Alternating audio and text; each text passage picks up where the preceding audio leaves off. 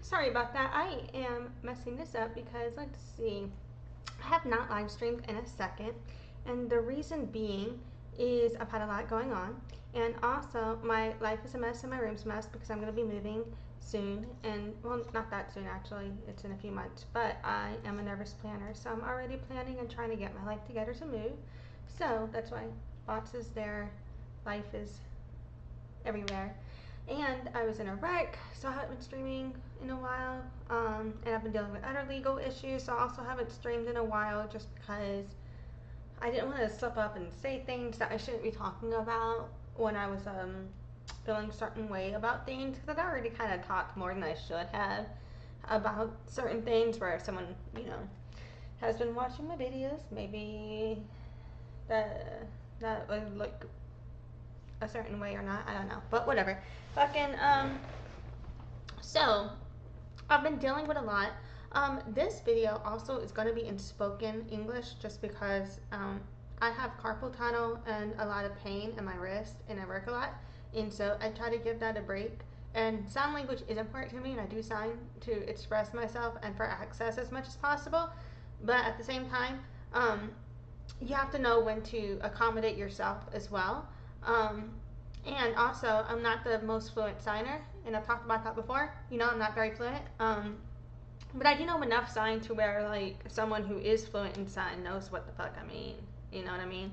So, I am just now getting an error here, so I'm not sure if it is working or not, but hopefully it is.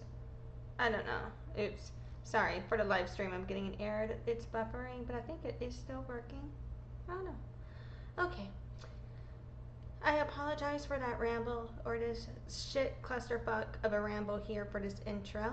But yeah, so to sum it up, I haven't been around because a lot has been happening.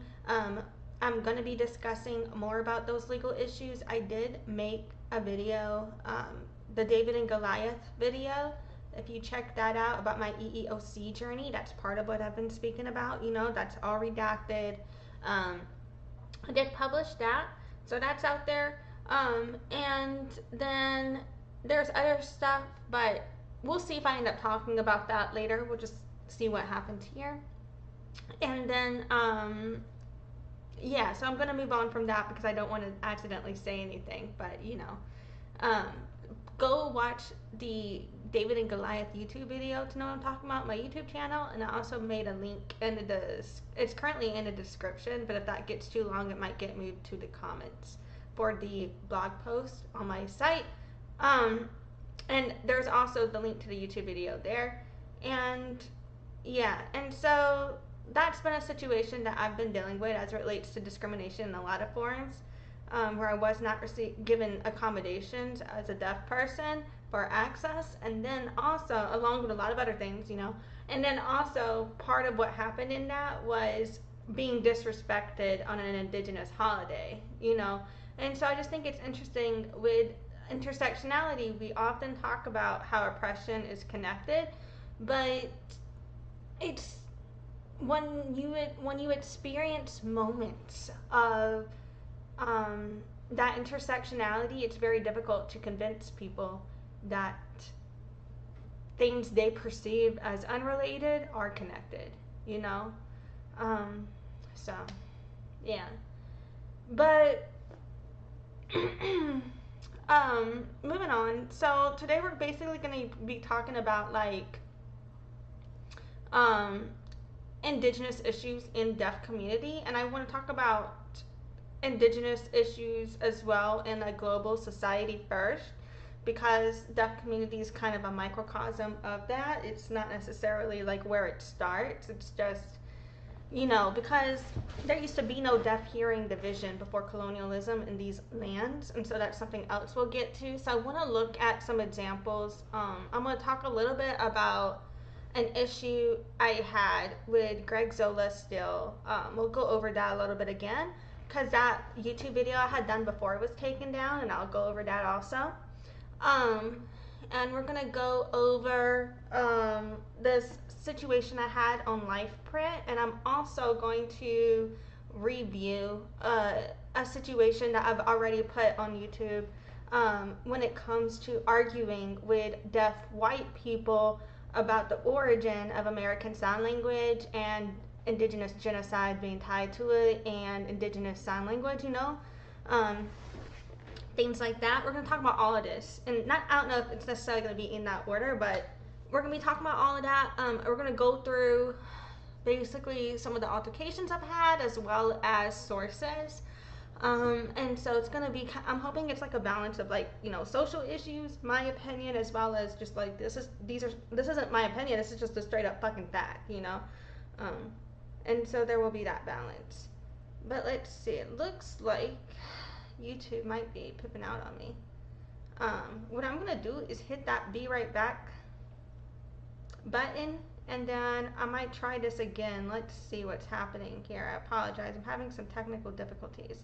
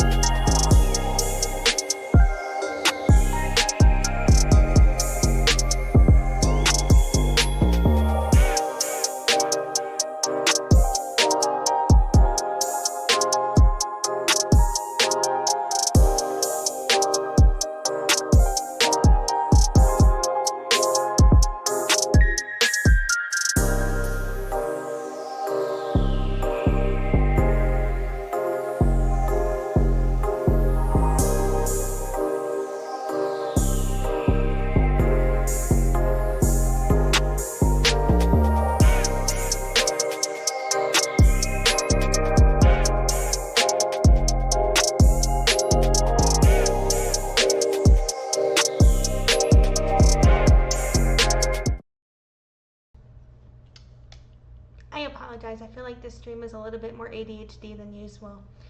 Even though I try to prepare like these agendas for me in terms of the topics I plan on covering each time, so that way I'm not too much all over the place. I'm still me, so oops.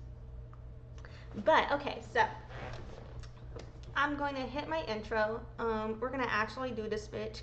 So, but before I do that, real quick, the technology issues. I'm not getting any better at this. The technology issues that I was having, apparently, like it was showing me that I was having a poor connection and low bit rate. So I go check it, and it's like at 6,800 kilobytes per second. I think that's right, kbps. And like that's theoretically supposed to be a relatively good stream. So I was like, what the fuck is this? I don't know. And so I'm just like, I'm gonna have to troubleshoot this later because it's giving me like these errors that my stream and my video quality isn't coming through, but I'm not entirely sure why right now. So I'll have to figure that out at another time. There also may be other technology issues because I haven't streamed in a minute. So there may be things such as sound malfunctions. I may need to figure out like the audio mixing situation. There may be echoes. There could just be like discrepancies in sound volume between me speaking and if we watch things like that. I do think I'm gonna play some of the old content I've done, and I may just let them play and then react after. I might, because I'm me, pause and be reacting, but we'll see what happens here. But yeah, so this is gonna be a bit more everywhere out there than normal, but I just feel like it's one of those things that I need to get out of me because it's one of those social issues that I've been experiencing a lot, And if there's any other Indigenous people or Deaf Indigenous people particularly, I really feel like who are experiencing these issues, I really feel like that's something that they need to be able to be exposed to, because when we are alone, feel alone in these situations, I feel like it can be easy to just, sometimes it's if it's your choice to not rock the boat for your own peace, so you can just get out of the situation, or something, or just get through it, whatever you need to do. And it's your choice to do that, handle it that way. That I kind of get, but I find it frustrating when you know something is messed up.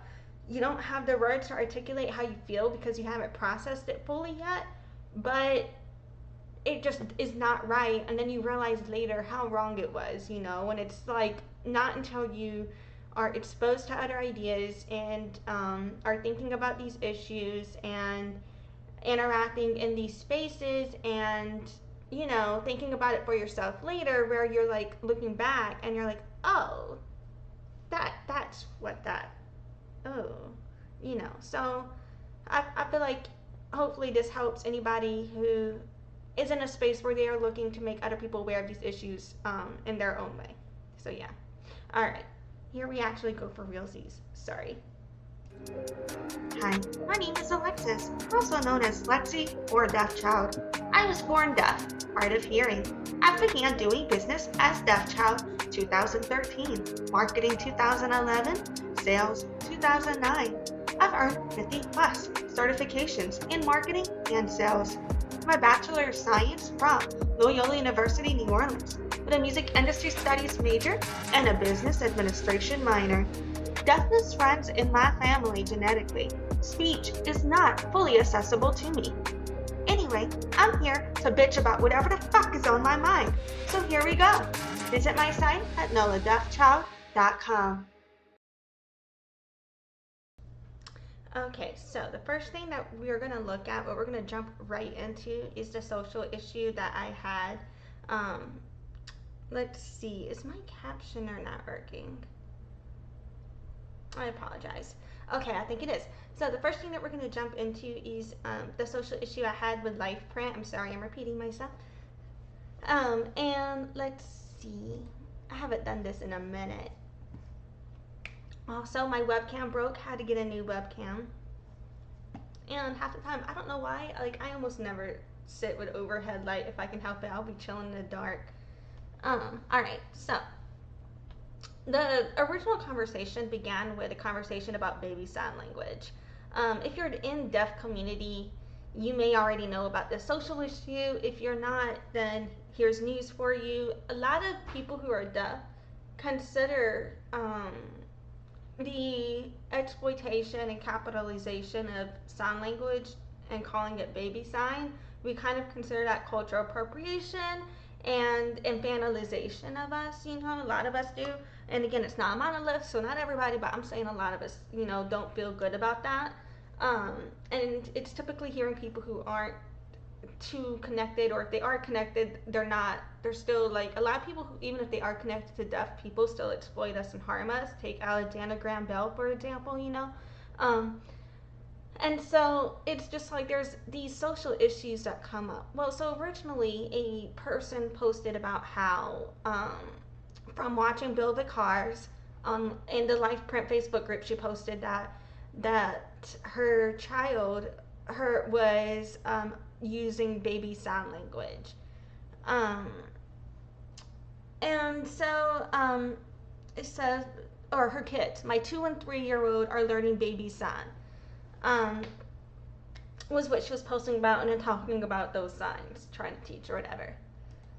And so from there, a person commented, there's no such thing as baby sign, it's just ASL, there is no baby English. Then the commenter, the poster, said, okay, so I can't even, without names, it's just going to get confusing. So the person who originally posted all of this is named Kalicia. I'm so sorry if I'm saying that wrong. And the person who was like, that's not baby sign, it's just ASL, there's no baby English, is Bambi. So Kalicia said, baby sign is not the same as American Sign Language. Baby sign uses some signs from ASL, but it's not a complete language with its own grammar and syntax. It's more of a tool to help hearing babies communicate basic needs and wants before they develop spoken language. ASL, on the other hand, is a full-fledged language used by the deaf community. And then Kalicia said to Bambi, baby English generally refers to the simplified, exaggerated way adults speak to infants and young children, also known as infant-directed speech, IDS, or motherese. This type of communication includes features like higher pitch, slower tempo, simpler sentence structures, and repetitive phrases. Regular English refers to the standard form of the language used in most everyday and then conversation, and she keeps going on, but whatever, that I didn't screenshot that stuff. And then Kalicia says to Bambi, please do research before offering your opinion, which by the way I didn't ask for. And then Bambi said, you posted on a public forum, you certainly did ask for opinions, and you're posting something that is contested in the deaf community, and I try to help you. Good luck being a jerk though. Good luck with your quote-unquote baby signs. And I said to Kalicia, hi, I am deaf, so if you're hearing, please know that what you are asking involves discrimination against deaf community and infantilizing us. There is no such thing as baby sign. Hearing people call ASL that to culturally appropriate and profit off us and exploit us and infantilize us. Telling someone in deaf community to do your research when they try to let you know about the harm does come with a perception as if you're not considering anti-discrimination, as well as a reminder if you are not deaf. You have no lived experience on this issue, therefore you are the one coming from, if not hate, then ignorance when we let you know that this is considered anti-deaf. So, I didn't curse her out.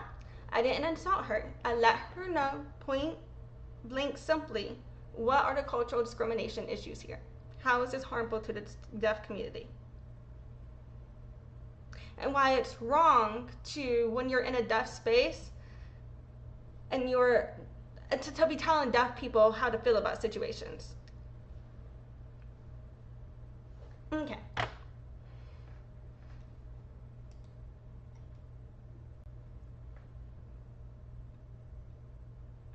So, this is someone who's also posted previously about learning sign language and their hearing, to put that into context. And I also posted to Kalicia, if you are interested in educating yourself, here is more info from this group. And it was a link to another post in Lifeprint group about baby sign, where people discuss this issue.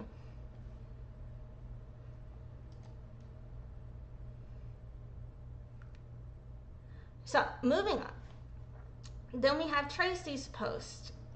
Tracy posted, I want to apologize for being curt on the baby sign post, and that was that post. So, also in this post, and this was, so on this same thread, the moderator Adam said, let's stop right here, please. Oh, so he had also shouted me out, and this was all I said. All I had said to her was, you know, letting her know how it was harmful to deaf community right here. This is all I said, that it was cultural appropriation, exploitation. That's what baby sign is. It's harmful to deaf community. These are facts. This is not insulting her. This is not getting, I was angry at the way she responded to the person telling them to do their research when she's over here discriminating, but I literally did not respond in a negative way to her. I'm just not going to be like, oh yeah, you're doing great at discriminating. What? No, I'm not coddling her. I'm not making her, going out of my way to make her feel better about harming deaf community, but I'm letting her know this is harmful. You know what I mean? So that's all I said to her. It's not like I'm sitting here like, fuck you, bitch, you know, but I might as well have with the way they treated me. So Adam said, let's stop right here, please. See the comments posted by moderators. Add field to the spy and expect to get a personal message from a moderator. And then tag me saying, let's stop right here, please. Let's see the comments posted by the moderator and add field to the spy and expected to get a personal message from a moderator, and tag Bambi. So tagging me and Bambi this, but did not say anything negative to Kalicia. So they're not correcting Kalicia. So let's review this conversation. Bambi said, there's no such thing as baby son. It's just ASL. There's no baby English. And then Kalicia goes on to literally tokenize, culturally appropriate deaf community and deaf sign language. And literally hearing explain sign language. You know what I'm saying? Just point blank discrimination. It's extremely anti-deaf. You know what I mean? It's extremely triggering too. And then comparing like hearing people culturally appropriating sign language, saying sign language is for hearing people who can't speak, completely ignores sign language ban and the way that hearing people have been oppressing us forever for using it, yet you think it's fine to exploit our culture and our excess needs for your benefit, but you're not okay with giving us the space on it? No thank you. Like, it's extremely harmful. So they don't call out or correct Kalicia on any of this, but they're telling us that if we speak out about how this is discrimination, we're adding fuel to fire? What? The only insult used here was Bambi called Kalicia a jerk, but Kalicia was being a fucking jerk. Fuck Kalicia. You know what I mean? Like, that didn't sit right with me. Didn't sit right with me. So, was not cool with that. So then, Tracy posted in Lifeprint after that, and I can't find this original post in Lifeprint at all anymore. I don't know if the mods took it down. I don't know if the original poster deleted it, but I couldn't find it at all, or if they blocked me or something. So, but I had the screenshot still. So moving on, Tracy posted, and she's a moderator, I want to apologize for being curt on the baby sign post, talking about that post, because she had also commented on there too, but I didn't get those screenshots. And she said, I realize now you were just going by what was peddled out there. As a deaf person, let me explain why this is such a trigger. ASL was banned for decades, and schools and signing or even gesturing was corporally punished. Hands slapped with rulers, hands slammed in drawers, locked or chained in closets, etc. Now that ASL is emerging as a language, many still believe it's a primitive language and cannot express abstract thinking, etc. Hearing babies are encouraged to learn sign. It fosters early communication and leads to early speech, yada yada. But this same data is dismissed for deaf babies. They must learn to speak, so no signing allowed. Hearing people coined the name baby sign as a marketing gimmick. So it is triggering when you take the history into account, take hearing people marketing our language for their profit, and the condescending view the general public tends to have, yeah, we can get angry. So please listen to the deaf community about ASL. Thanks. So let's see, did they remove my comments?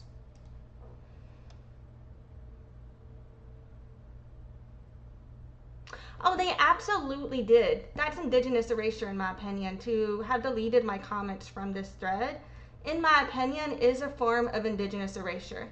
So, my comments on this thread here, and it really bothers me that they deleted that. I believe they deleted that. Maybe I am wrong. Maybe they didn't delete it. Maybe it's a glitch. Maybe Facebook's just not showing it to me.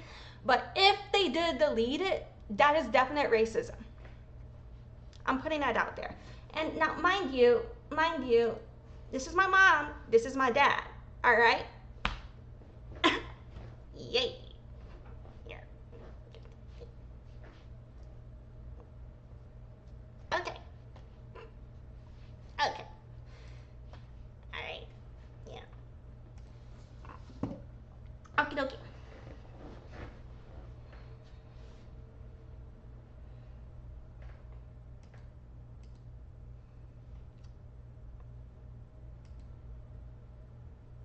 Oh, I do have Tracy's comment. She said that she was a deaf ASL teacher, and no matter what teachers tell you, it's never baby ASL. It is ASL, but modified for less motorized hands. As a deaf mom, I'm always signed the correct sign and let them modify as close as they can. For example, I sign my mom with 5 hand, thumb on chin. My kid might sign it with index finger tapping chin. So please stop with baby this or baby that. Baby German, baby Spanish. And then so on Tracy's then I commented after the moderators had silenced me on the original post about baby sign.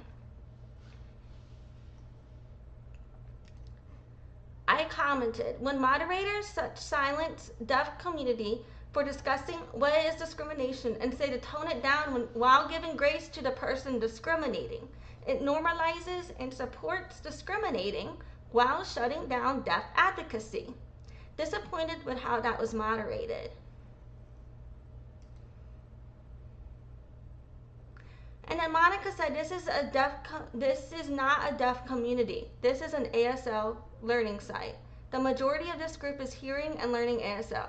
The moderators are here to help and those learning about ASL and guide them gently. Tracy said, the mods are all deaf ourselves. This is a classroom to learn sign and deaf culture. And I said, replying here to both. This group, in my opinion, focuses on hearing comfort over deaf awareness when discrimination occurs against deaf people. Even if the point of the group is to learn sign if a topic comes up or someone is discriminating, that is a learning chance for them to be informed and understand the label of the harm they caused. Labeling that something is discrimination and cultural appropriation, when it is a fact, and that is a learning opportunity. To teach sign without deaf cultural or discrimination awareness is just exploiting sign. As a deaf Indigenous woman, it was a double trigger for me. All of ASL is based on the genocide and cultural appropriation and assimilation of Indigenous sign language. ASL is based on Native American genocide. As a deaf woman, when you tell me to tone it down for referring to ASL as baby sign cultural appropriation and discrimination, when it is, because the deaf saying this is discrimination is adding fuel to the fire, not the hearing person saying to do more research about them discriminating. It is a trigger for me.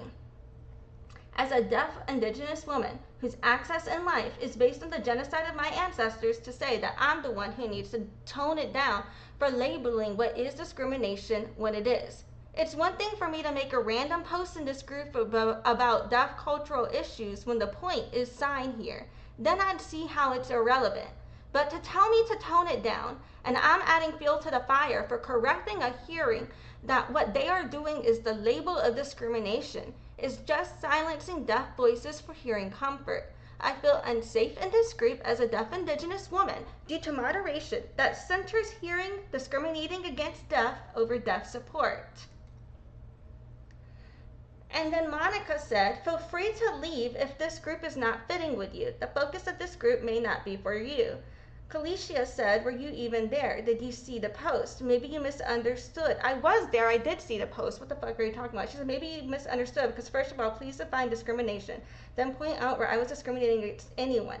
So discrimination, by definition, is when someone who has privilege over another person and power over another person uses that privilege and power in order to benefit off of that person, or in order to harm that person, okay, in my opinion. So, we've all saw that I saw the post. So her tell me that I, a deaf woman, misunderstood a post on deaf issues, but her, a hearing person, understands these deaf issues better than me, a deaf woman, is in and of itself, shows itself that she has hearing superiority issues right there. There is a such thing as hearing privilege, and when you're in a deaf space, and you have access no matter where you go, and I do not, you have that privilege over me. You have that power and that bias over me. So whenever you're speaking on something that you don't experience, and it's not your experience, you know what I'm saying? That's just prejudicial bias versus someone who has a lived experience speaking their truth and fact on that issue. So that was, yeah. And I've already pointed out where I was discriminating. She just dismissed me, and all of these deaf people are supporting her on that, which is extremely triggering for me. I was like, what the fuck?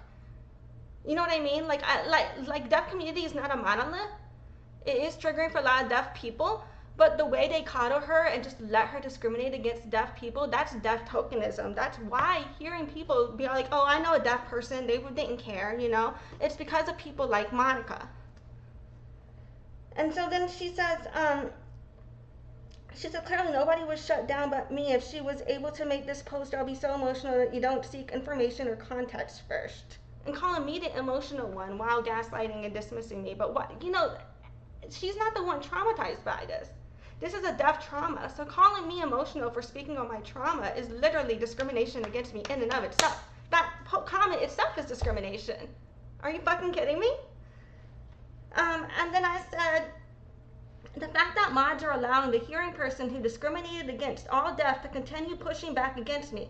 As a deaf person, informing her it is discrimination to infantilize sign, while telling me to tone down and I'm adding fuel to fire, but the hearing can continue to degrade deaf, is literally proof this is a space that centers hearing comfort over deaf, indigenous access, and safety.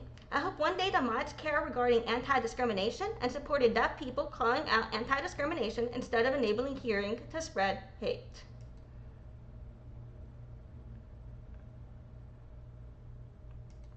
And then where Monica said, told me to leave this group,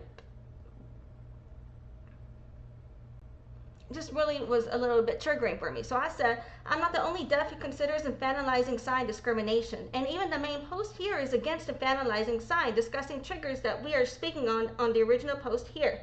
But when I say this is a double trigger for my double genocides and cultural erasure as a deaf indigenous woman, and y'all say it's not all about me as you speak as white deaf people about why you're triggered, it just seems like this is also a racist space against deaf indigenous people if indigenous issues aren't welcome in deaf community too.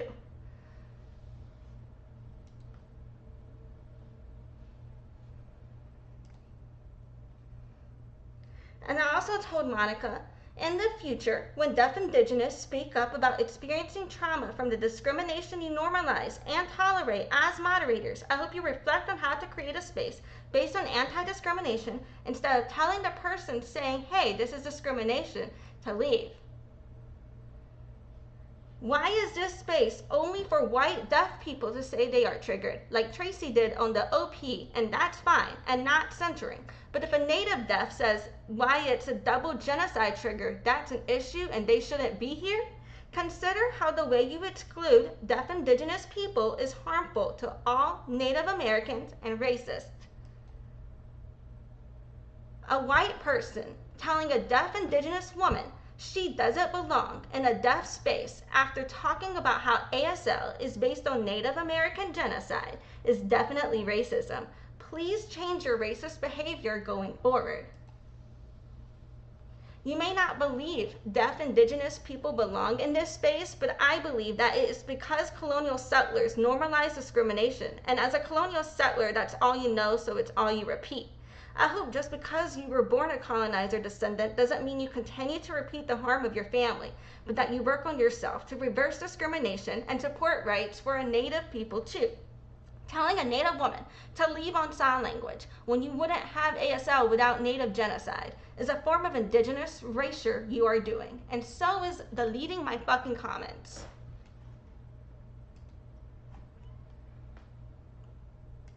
Because where did my comments go, booze? Where did my comments go?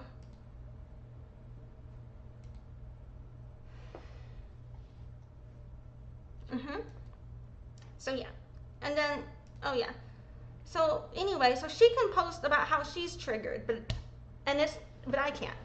And then she can post about Deaf Culture Wednesday, about deaf inspiration porn, about, and I do agree with this video and this concept. I'm not saying this video shouldn't be posted. I actually think it should be posted.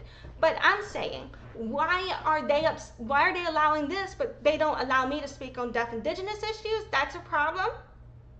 But meanwhile, they can be blunt about inspiration porn. What's the difference? What's the fucking difference? Anyway, so you can see why I'm upset about that, right? Anyway, and so, yeah, moving on. So that's gonna conclude and wrap up my Lifeprint chapter here. And so we're gonna now move on from this Lifeprint issue to talking about Kathleen Brock and Cayayine. I don't know how to say her name. It was Cayayine.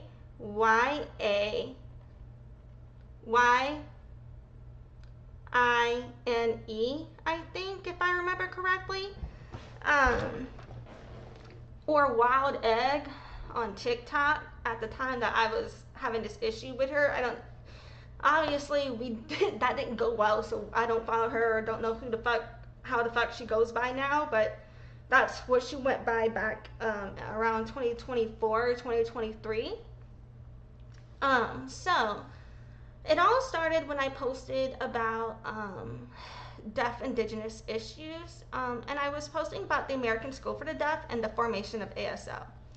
And so in the formation of ASL, I do speak on the Indigenous sign language surrounding that. And from there, I had this altercation in the white deaf community. So we're going to discuss that for two shakes of a lamb's tail here.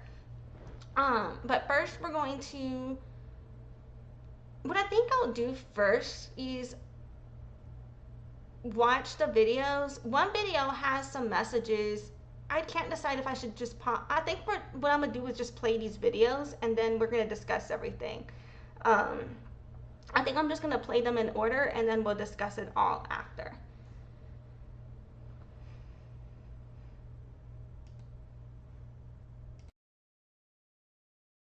Hi, my name is Lexi and welcome to my Deaf History Lesson, Part 2. In 1817, the American School for the Deaf was opened, originally under the name the Hartford Asylum for the Education and Instruction of the Deaf and Dumb, which is a name that is extremely problematic.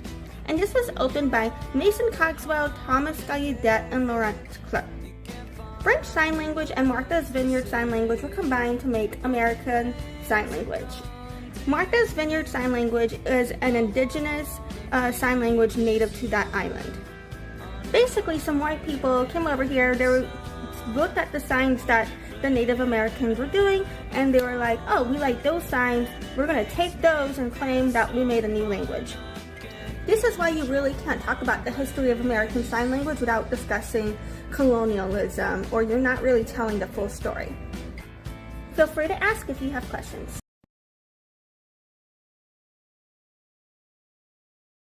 Video was on how deaf people can have different perspectives and it not make either one of them right or wrong. We are just different.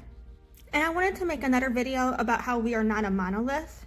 I went to just get some of the screenshots of a conversation that occurred, and I decided to just go ahead and screen record the video because there was a lot happening. Pause to read, and you may need to go back and pause to read the previous comments before here if you didn't already. For the comments, because I'm just going to scroll through them here and then talk about it in a voiceover. So much has happened that I really don't have the capacity to type out or speak word for word each comment right now, so this is just my perspective, an overall summary of what happened. For more context, I think you should check out the video I posted immediately before this one, and that one was the one on why deaf people can have different perspectives and just be different, not right or wrong. That video shows screenshots of the comments and the discussion that Kathleen from heritageasl and I had on Instagram. Then on TikTok, I had more discussion with Kathleen as well as another person. I don't want to butcher this person's name, so I'm just going to spell it real quick. It is Cayayine. So I'm just going to refer to them as a person, as somebody, because I don't want to butcher their name or anything like that. At first, they just commented on my videos asking me what I got my degree in, as well as questioning if I was the first deaf-owned marketing team. I did video responses to those comments. I don't know if I'm the first deaf-owned marketing team ever. I just only know about US history in the United States. And I can't find one that existed before me, and I'll happily stop saying that if I ever find one. Well, then this person made a couple of videos about me. They were basically saying that they felt like the information I shared was wrong, and that I didn't do research on the sources, and that the person who told me I have no place to speak on deaf history was someone I should be listening to, and they made like a couple of videos about why that person was a great authority on deafness, or rather deaf history in particular. And I totally respect those opinions and those ideas.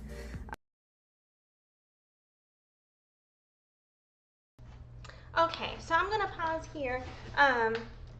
Whenever I made this video, I was at a stage in my life where anytime that I speak out on Indigenous issues and social issues in white spaces, they treat me like I was treated in the Bill Vicars group, in the Lifeprint group, in the ASLU group, right?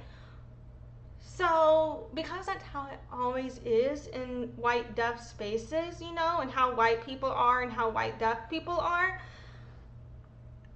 at this stage, I was trying to see if by me somewhat coddling to white people, if they would at all try to receive the information I was giving. But trying it is how I learned that it doesn't matter if you coddle those fucking bitches. They're still gonna disrespect you, so you might as well tell them off, because you're gonna feel so much better if you just say fuck you. You know what I mean? Should I be giving this advice? Anyway, so yeah, no, fucking, let's just look at that. So the audacity, and meanwhile, this is my fodder. So the audacity of white women to say that white people know Indigenous history, deaf Indigenous history better than deaf Indigenous people would just never not blow my mind. That is fucking racism. That is white supremacy. And I'll show you my fucking sources on white supremacy in Two Sheiks of a Lamb's Tail, and we'll go over Native American genocide and my sources and stuff like that too, and how it's all connected. But like,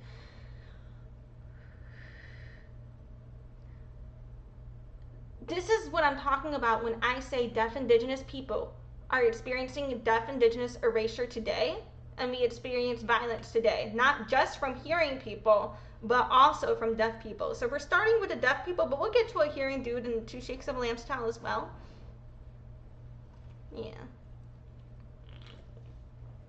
So, that's my dad. Alright, that's my mom, that's my dad. That's my dad now. You my dad? Yeah.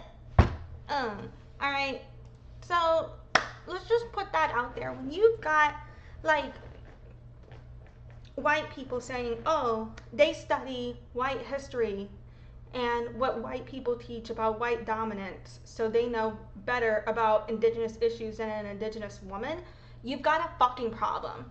That's never not white supremacy. That's never not racism. That's why I call these people white supremacists, in my opinion. That's just my opinion. Alright? And that's why I believe for them to keep up, it's one thing if they decide in that ASL back to the fucking Lifeprint group situation. It's one thing if they want to decide, you know, like, oh, this is a sign language group only. Then why the fuck do they get to post about their deaf culture, but I can't post about Indigenous deaf issues in there too?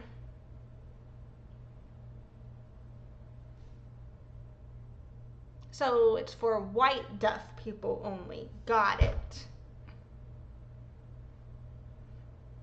And the way they allow hearing people to discriminate against deaf just so much bothers me. Like, And here's another thing.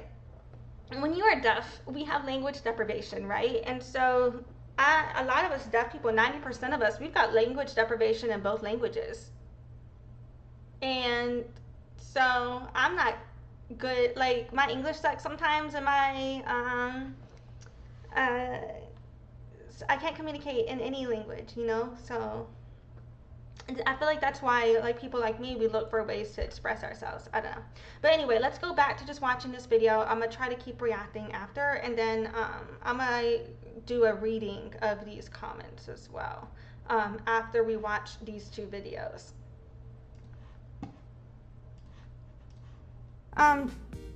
But we did get into the comments because they were asking me questions like, where did I get my sources from? And like, what reasons did I have for, you know, talking about this and things like that. And so I answered all of their questions. The points that they made about why they thought my ideas were wrong, I showed them why I thought this information was correct and where I got my sources from. And I also just let them know some problems I had with their words.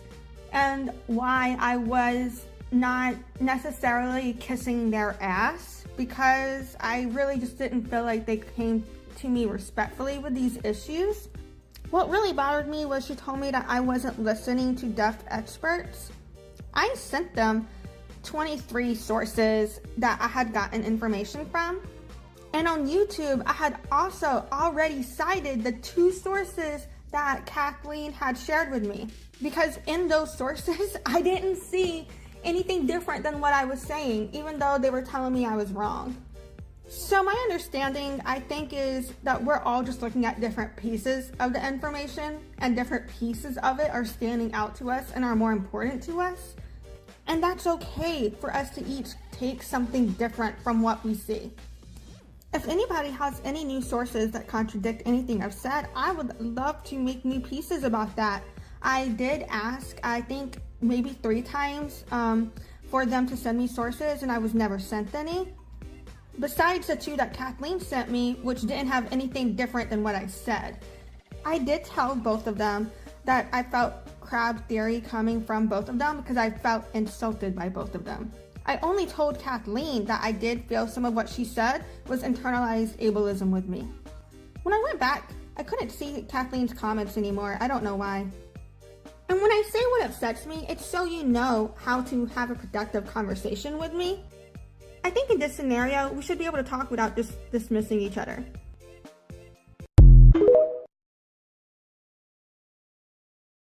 Corrected me in a nice way. Kathleen and I disagree on whether or not she corrected me in a nice way. So I thought I'd let you guys decide. Pause to read, please. I took great offense at her telling me I have no place to speak on deaf history, because every piece of what I shared has been true. Also, she kept saying that I said things I didn't say in her comments. More argument. She was telling me that my disclaimer that these were just my opinions didn't matter. I feel like my opinion as a deaf person on my own history does matter, so then I told her I felt like I was being discriminated against, and I'm going to start deleting her comment. Because she never had a polite thing to say to me, she just wanted to argue with me that I was wrong. And I disagree with her. You don't have to agree with me. She was mad that I deleted comments that I felt were insulting to me, and I told her if she had something respectful to say to me, I'd leave it out. Now here are a list of my sources. I do not think all of these are wrong. Before I only had links to what was screenshot, but now I'll add links to the rest of this in YouTube.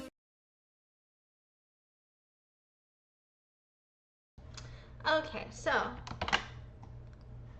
let me go over, I apologize.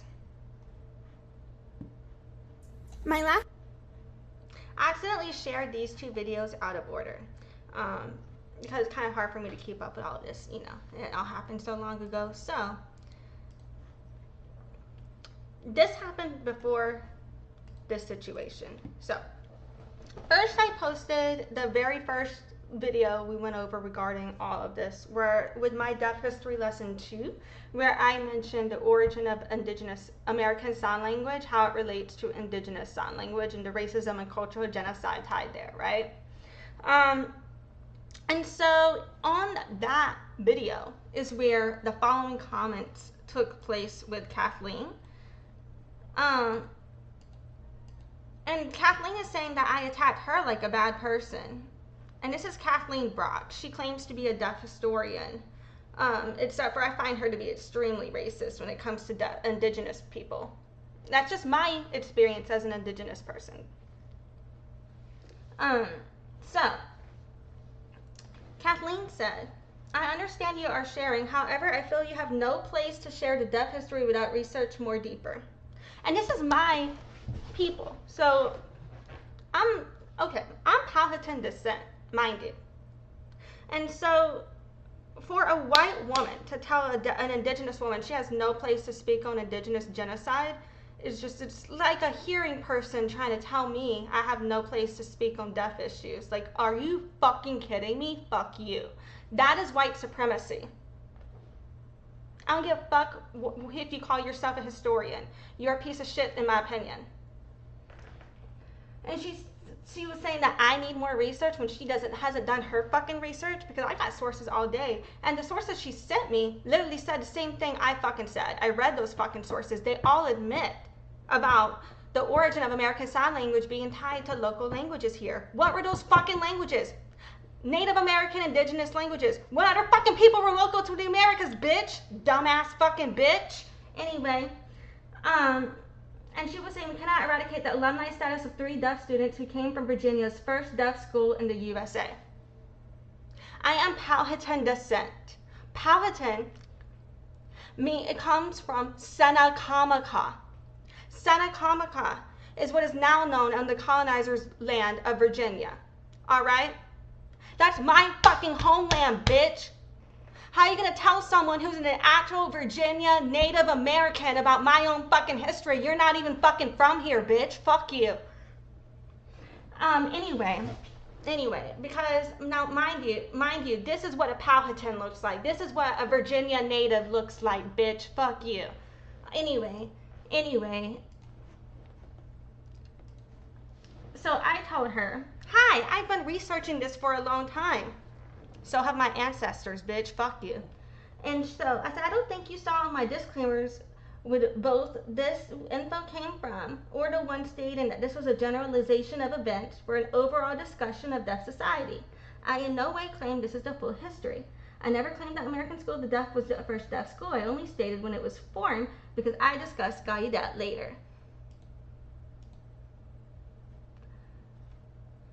I also feel like all deaf people have a right to discuss their own history from their perspective. Instead of telling other deaf they have no place to share deaf history, I think you should consider making your own content to share your own perspective instead of putting down other deaf.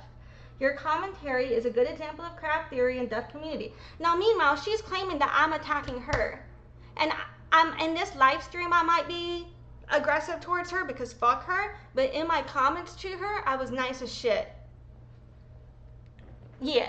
I just didn't sit there and be like, oh, you're right and I'm wrong. Because, bitch, you can't tell me about my own fucking history when you're not, you're literally, if you are indigenous and you want to talk to me about my people's history, then let's go. But, you know, if you're not indigenous, you're just racist as shit right now. Like, ugh. And I'm encouraging her to go make her content in other places. Meanwhile, she's claiming that I'm attacking her. Take your crocodile tears somewhere else, bitch. And then I said, and while this video shows content from one source, I have many sources that I can make content on. However, I'm only a human being, so I'm covering what I can as a human being, as there are limitations on what can fit in a short video. I'm also crediting the content I'm sharing. You can have whatever opinion or discourse you want about it, but you will not talk down to me and tell me I have no place and imply I don't know the history.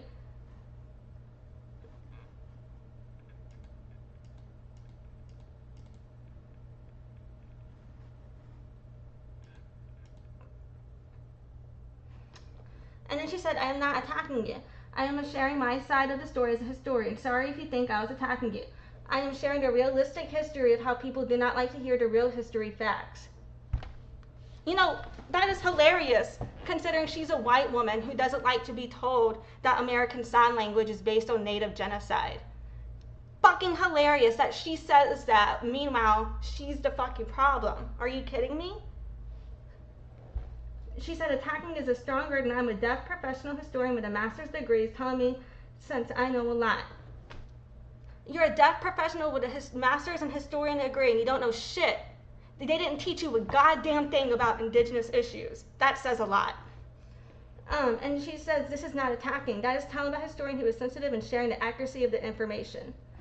Claiming that indigenous people are not accurate when it comes to indigenous sign language, but that's not attacking indigenous people, literally is just like, white people will say the most racist shit and then be like, I'm not racist. Are you fucking kidding me? How do you not pay attention to what you're saying when you're saying it?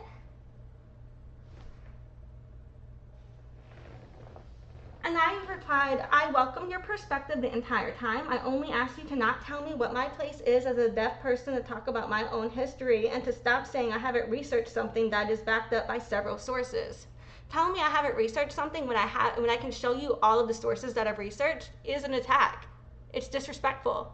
And to claim that that's not disrespectful is literally gaslighting me. I said a historian dismissing history is very telling.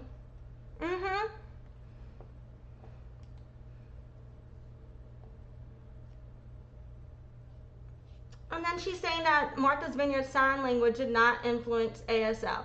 Well, I have sources that disagree with that. Because, you know what, we'll get into that in Two Shakes of a Lamb's Tail. And then she was telling me that I'm privileged, that I've privileged voice because that's who hearing people listen to or whatever. Are you fucking kidding me? My entire fucking life hearing people dismiss me because I can speak. That's not true at all. Where the fuck did you get that information from?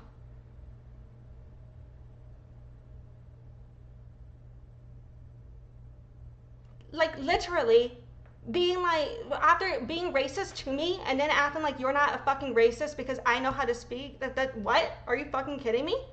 That doesn't make you less racist.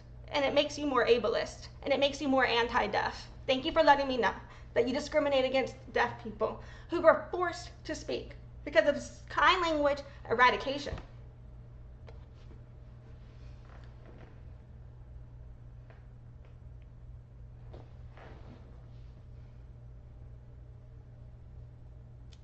So you are, in my opinion, like anything Kathleen Brock says, like from the way she treated me and how racist she was to me, I just already know it's rooted in white supremacy and I don't trust it. You know what I'm saying? And she was talking about, okay, so anyway, she said this is the part where I am not pleased for people to pay attention instead of check the real facts. What real facts? What we are disagreeing on is about whether or not indigenous people and Martha's Vineyard Sign Language had anything to do with the formation of ASL.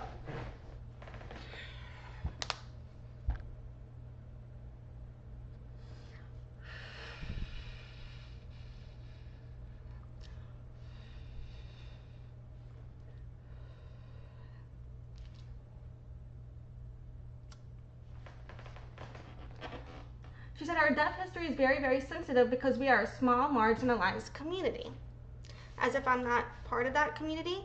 It's one thing to be sensitive about it, but for you to be this sensitive about it that you are being racist to indigenous people because you can't confront the fact that deaf American indigenous sign language is based on cultural genocide is a you problem, not a me problem. And then she said, as a professional deaf historian and researcher, I'd rather share accurately as much as possible, not the rough history. Disclaimer or not, I'd rather share the accurate as much as possible. I'm tired of privileged information has been circulating for a long time. To claim that I'm privileged for speaking as a deaf indigenous woman on deaf indigenous genocide when you're white deaf is just you being racist. Are you fucking kidding me? Check your white privilege, bitch. Fuck you.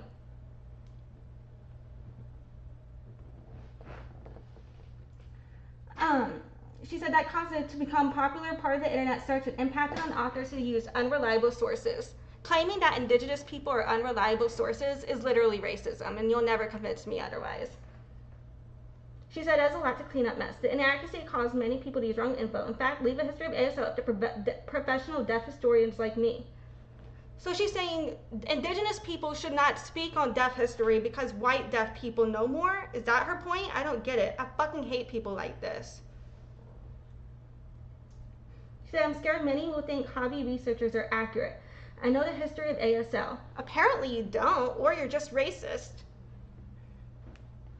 Either you're very ignorant and you don't know shit, like this is showing how ignorant she is, or how racist she is. You can't have it both.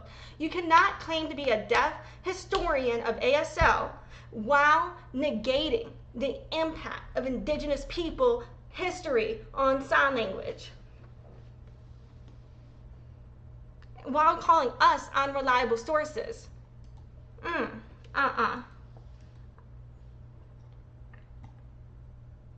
And then I just told her because, let's see. Oh, yeah. All right. She said, you said many sources, and in fact, those sources are one to assume. Even, you said many, she hasn't even seen my sources at this point. I told her I have a list of sources, you know, many sources. And she's like saying that like she's dismissing sources that she hasn't even looked into, in my opinion. You know what I mean? Okay. And then she's saying Ian, Nora, Grace, and people of authors Harlan, Lane, something Berg,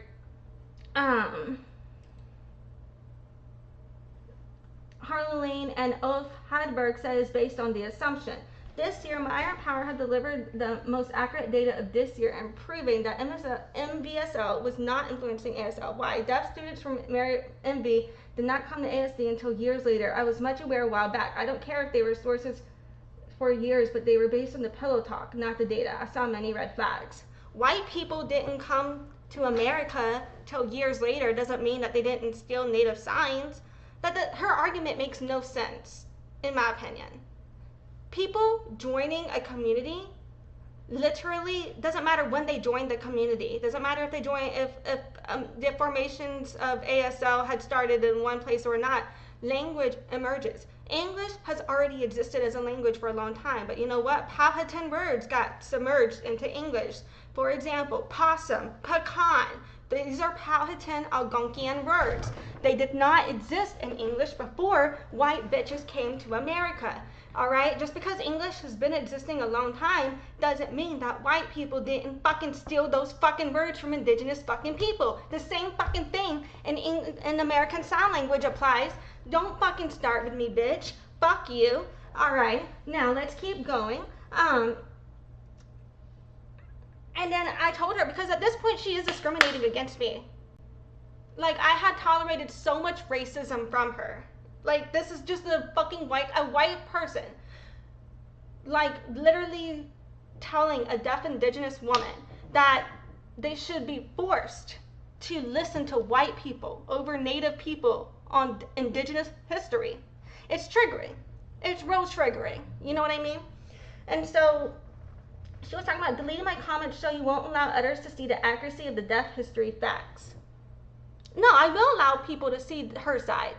I delete her comments because she triggers me, because she's fucking discriminating against me and gaslighting me and being racist and white supremacist, in my opinion and my experience as a deaf indigenous woman. Now, she said, I will share your comments to show you refuse to accept my comments with real facts. I do not hide the real facts. So I'll share your comments too, bitch. Fuck you. And I said, every statement I have made is backed up by research. The themes of this content are backed up by many sources, including deaf,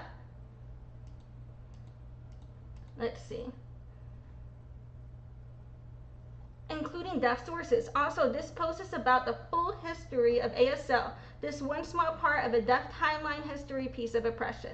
None of what you said has negated anything I said. I never questioned or attacked your knowledge of ASL, only asked you to stop attacking me here, claiming that the facts I laid out are invalid just because you don't consider the formation of ASL from the intermingling of multiple languages, including MBSL, is relevant. And she said again, I do know the history of ASL. I never said she didn't. You know, to those comments to her, I never said she didn't. In this video, I have said she doesn't know shit if she's negating indigenous and MBSL influence. But to her in this thread, at that time, back then, I had not said that to her. She claimed I was, you know what I'm saying? Like, no. And I said again, you can do so without telling me and doubling down that I have no place to discuss it. And he never apologized. That is an example of deaf isolation and deaf discrimination, to tell any deaf person they have no place to share information you don't agree with. You can discuss your disagreement without beefing to put someone in their place. That is apprenticeship. None of what I said was invalid. It wasn't the full history of ASL, and I never claimed it was. Oh, so also, I'm constantly learning that things and words and shit that I say are also inappropriate to say, right? And so, I think I accidentally said boo earlier without thinking, and I had said beefing in this comment, you know, and those are, you know, what would be considered slang or potential AAVE back from 2015, 10, 30 years ago, I don't know, time frame. But when I was a kid, when I was a girl, but, you know, so, you know how, like, growing up, I was surrounded and just using words, speaking without thinking, because no one really told you different. And I think because of how white people act, and because it's emotional labor, you know, a lot of people are never corrected on what is or isn't AAVE unless they have people in their life to say, hey, I'm uncomfortable with this language, or unless they put in that work to go learn. you know?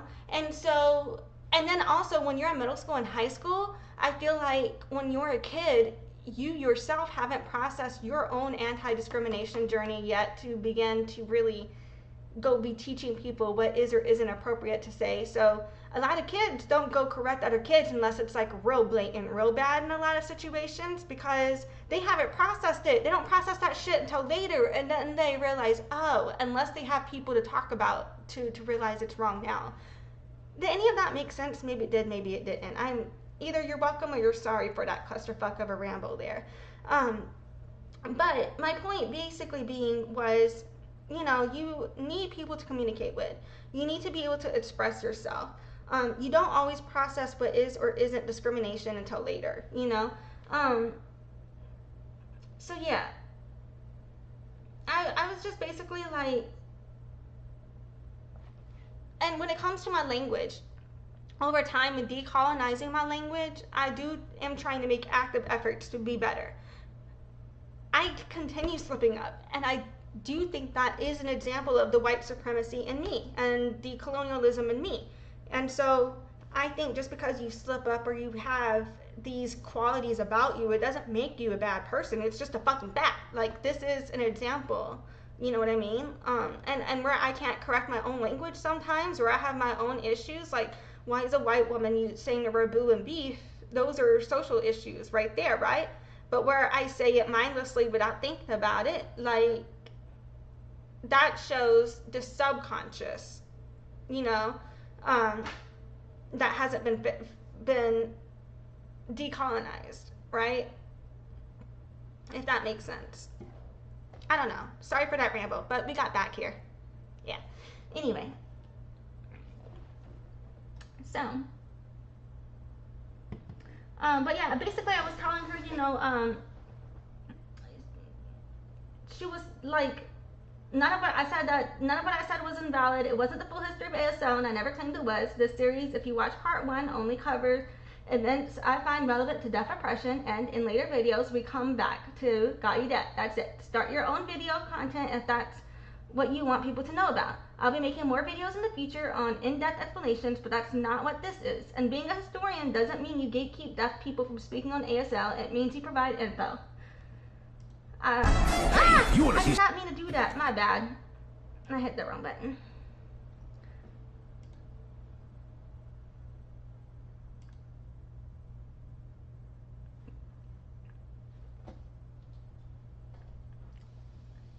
But yeah. I said it means you provide info, so you can do so without discriminating or being offensive. Learn to respect deaf people. History is not cut and dry. Just because you don't know a fact or learned a different fact doesn't mean my facts weren't true. A historian may be an expert, but it doesn't make you a gatekeeper, and it doesn't mean I have no place to discuss deaf history just because what I...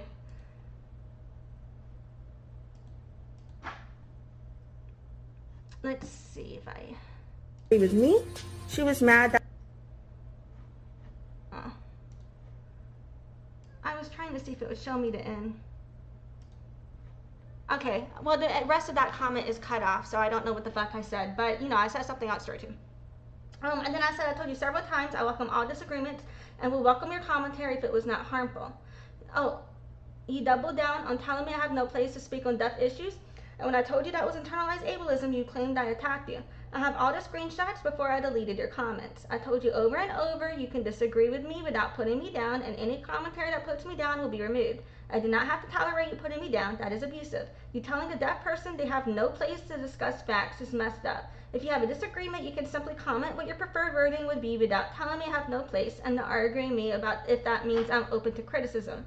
Just because I won't accept your abuse doesn't mean I won't accept correction. You can make a correction. And then I don't know what I said, but I was imagining I was telling her you cannot just treat me however you want, you know? But yeah. What did I say? I said you cannot be hurtful towards me. If you can't do one without the other, that is on you.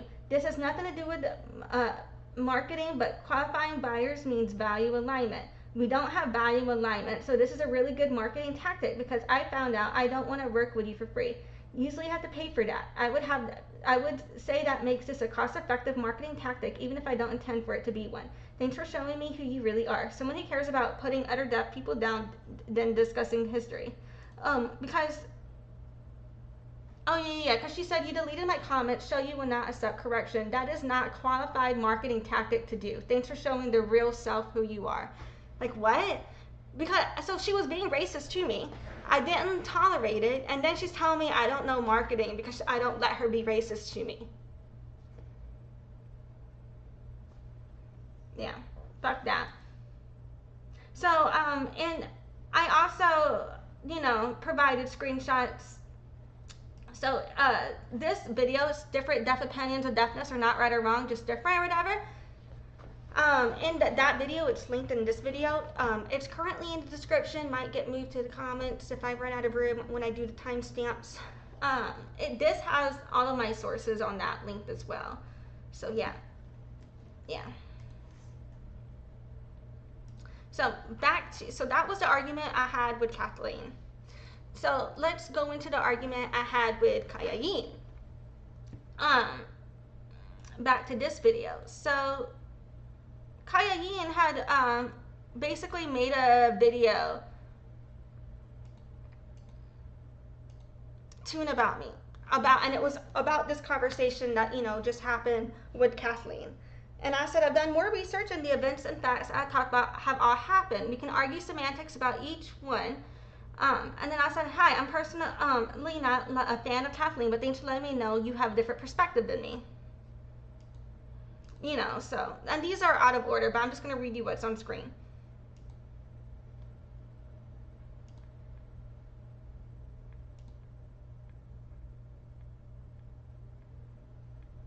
I said, my deaf history lessons are only my perspective on deaf history. I still feel how I feel.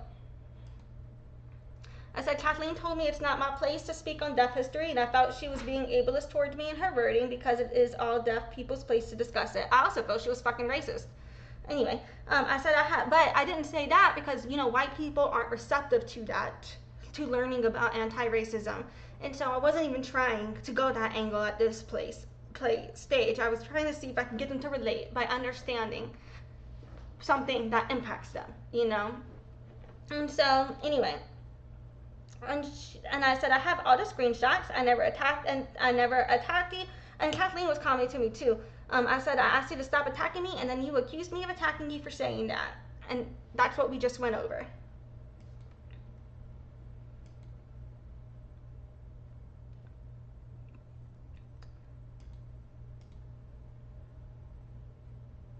And I blocked Kathleen everywhere, and I think I may have blocked Cayayine too, but if I remember correctly, I believe that she maybe have been getting banned on TikTok and had a different account. So I don't know, or something like that, but I have been blocking these people as well, also. After I attempted to have a conversation, you know, let them know where I was coming from, then I blocked, you know what I'm saying? And so, yeah. And so so Kathleen was commenting to me, but I can't see those comments. I believe either it may be because of the way TikTok will show things sometimes, or it could be because I know I blocked them, so maybe I can't remember if that happened before or after, so that could explain it too. But anyway, I said I have all the screenshots. I never attacked you. I asked you to stop attacking me, and then you accused me of attacking you for saying that. Accuracy is very important, which is why I encourage you to stop putting down other deaf ideas, because all deaf perspectives are valid on deafness. And I said, he came on my page insulting me, but Cayayine didn't ever insult me, so that is the difference in responses here, why I'm having a dialogue with her, not you. And then I told her, bridges for the deaf and hard of hearing are where I took my screenshots from to show a timeline, but they're not the only source for each info piece. Sources are listed here.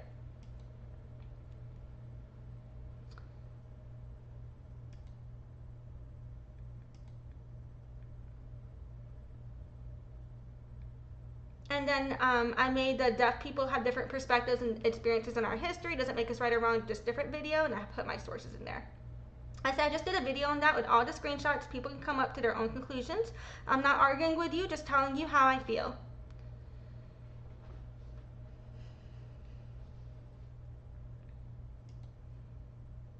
And I said, I think you choosing to put me down and tell me I have no place to speak on deaf history is discrimination. We disagree on that. Then I said I like the timeline screenshots from Bridges, so I used those. They are still accurate, and I gave sources for evidence. Because, and I have spoken previously on my social issues with wording and deaf and hard of hearing from the Bridges, deaf Bridges, whatever the fuck, you know what I'm saying, from that source. Like that, it's most sources on deafness, none of them are perfect. None of us are perfect. But a lot of these sources, they're ran by hearing people, and just not everything is wrong, but certain things can be wrong about it. But that doesn't negate everything about it. You know what I mean? Like, goddamn. Anyway, and then I said, since we acknowledge history is static, I hope y'all stop putting down others who talk about it just because you have a different opinion. And I was like, there are ways to say we have different opinions without putting others down. I hope y'all start supporting other deaf. And I said, Kathleen, okay, yeah. And so Cayayine was making like response videos to me and all that. And I said, I'm not debating whether these events happened, and don't feel the semantics negate the facts.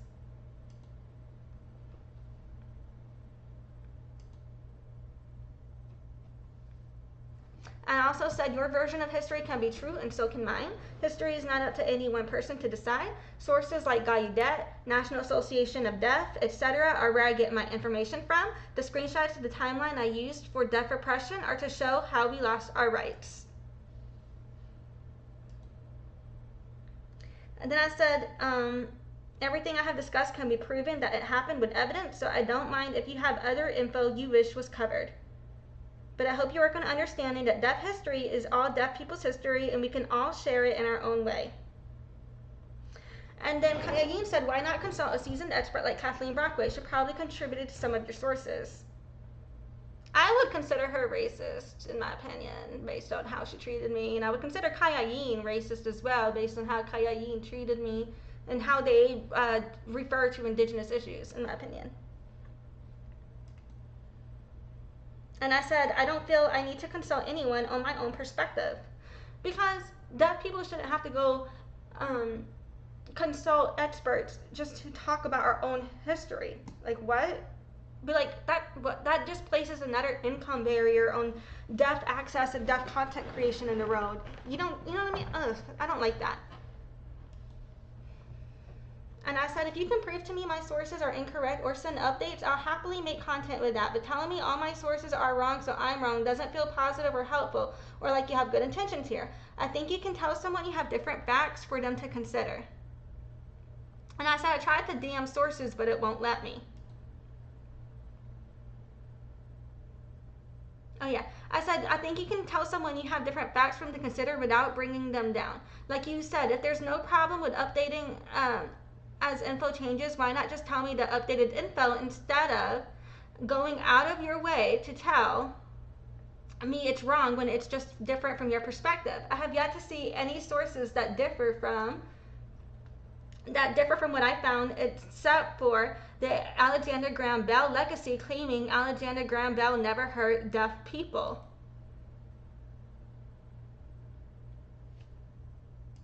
So yeah. I'd be happy to make content with any updates or different thoughts you have. What turns me off is y'all telling me or any other deaf we are wrong for sharing our own perspective on our history.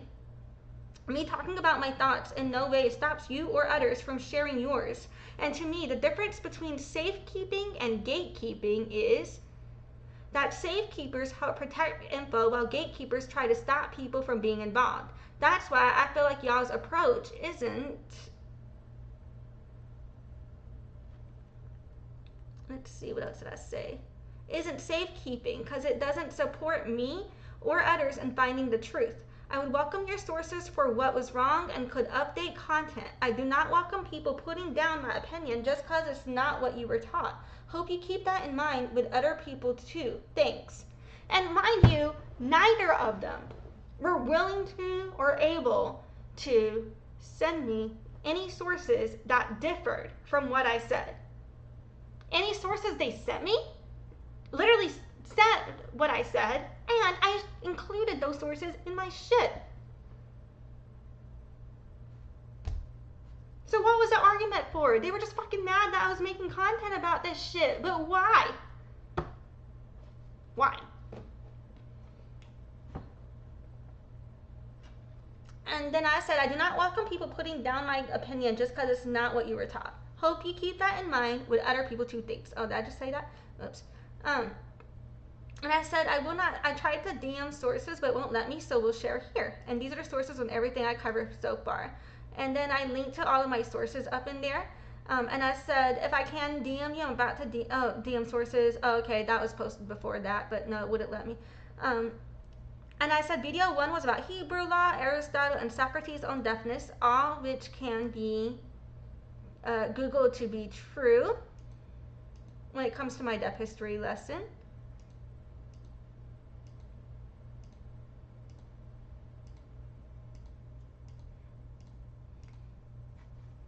But the timeline of my deaf history lessons, there are only 13 at this time, are all true.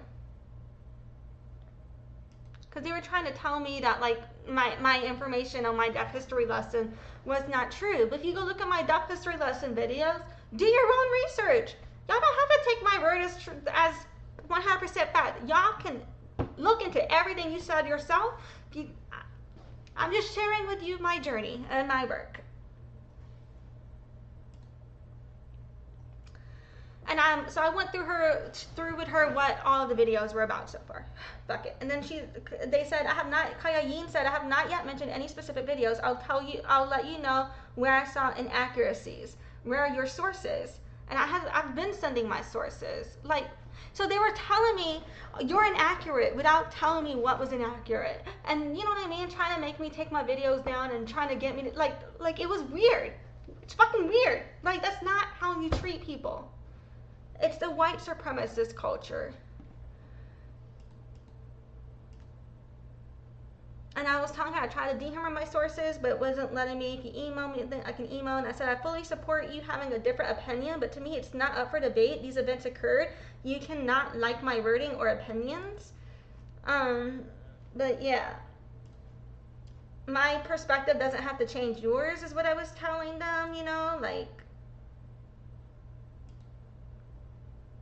I said just because it's different doesn't mean it has to be wrong, but you know, and even though I feel like their version is not accurate to my version, I do feel like it accurately represents the white supremacist narratives that we have to put up with today.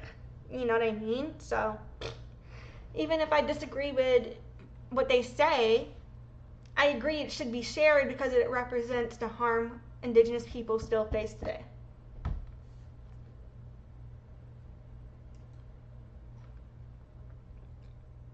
So yeah, I said my issue is this. My point is to outline key events of deaf oppression to share to hearing people so I don't have to keep explaining over and over why they are offensive to me. I think deaf people calling other deaf wrong just because they have different ideas is problematic. I encourage you to make your own content about these issues, and I encourage Kathleen to as well.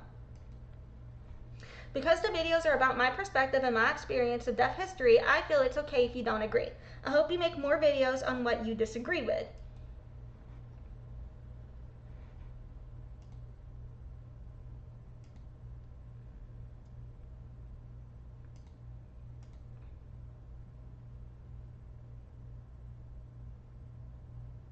So Kathleen said, what's your reason for refusing to listen to deaf experts who have a master's in deaf history and culture? What's your degree? To me. And literally, how am I refusing to listen to them by asking them for sources and just just standing my ground? That I do believe that Indigenous and Martha's Vineyard Sign Language were both part of the cultural assimilation, along with mainly French Sign Language, you know, up into what is now known as ASL. Like, it's so weird. I'm literally trying to be respectful. I haven't talked down to them once, you know, and at this point, like I am in this video, but I hadn't done. And like, what? And so it's these white women saying, oh, we white people have studied white version of what white people believe in history from white dominated institutions. So why are Indigenous people anything for us to pay attention to. Why should Indigenous people matter? You know, like, it's just weird. The anger they have at me just for sharing my history is wild to me. And so I said, how is asking you for your sources so I can share that info refusing to listen to deaf sources? How is sharing all my sources refusing to listen? I said, I feel I have put a lot of labor in here. All I asked for was for one, your sources so I can update my info as you requested, because they still can't tell me what the fuck is wrong. And two, I asked you to discuss your differences with me without negating my own perspective, please. We are all deaf and all deaf opinions matter on it. And I said I did share all my resources on each fact with you that is shared on my page so far for lessons 1 through 13. I do not believe that they are wrong sources. And all of this is linked in my YouTube as well. I said also, I was born deaf, genetically deaf, work with other deaf. I do sign, pigeon sign English, and active in my deaf community. I listed Kathleen's sources on my YouTube videos, and the sources she provided me didn't say anything different than what I said in my videos. I said I have 25 sources for 13 minutes of content, including the 2 Kathleen of heritageasl provided, linked on my YouTube, mostly deaf experts.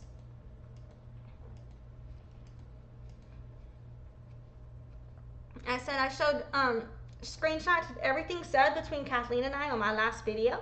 Y'all can come to your own conclusions. I only shared my feelings. My Bachelor of Science is Music Industry Studies and Business Administration. I was really interested in studying sound. The purpose of my content is for hearing people to understand my feelings. I have 2 videos on why I don't sign. I prefer to let more fluent deaf signers be known for it.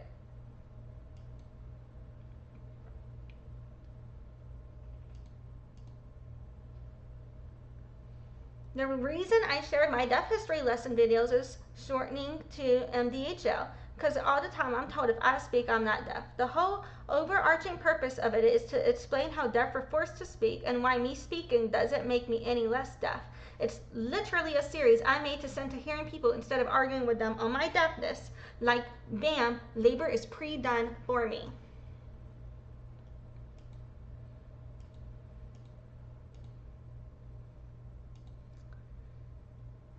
The reason I told Kathleen I felt crap theory from her, and I'm saying it to you, I see so many people make content on deafness, and it's mostly hearing. You didn't insult me at first, but Kathleen started off insulting me. I do consider you telling me I'm not listening an insult when I've put labor into this discussion with you.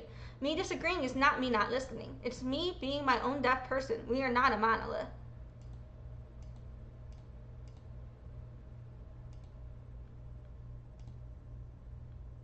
I said, I wish you well, and I hope we can have a better discussion about this, but also me having my own ideas or feelings isn't me not listening to you.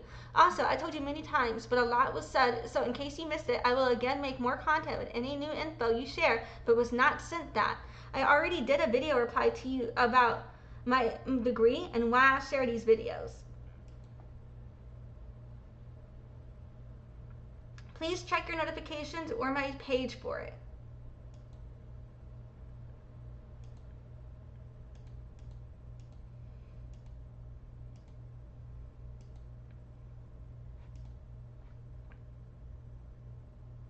And I said, most of my sources are deaf-led, and all facts can be checked to see different interpretations. It's up to each person at the end of the day to decide what is true to them.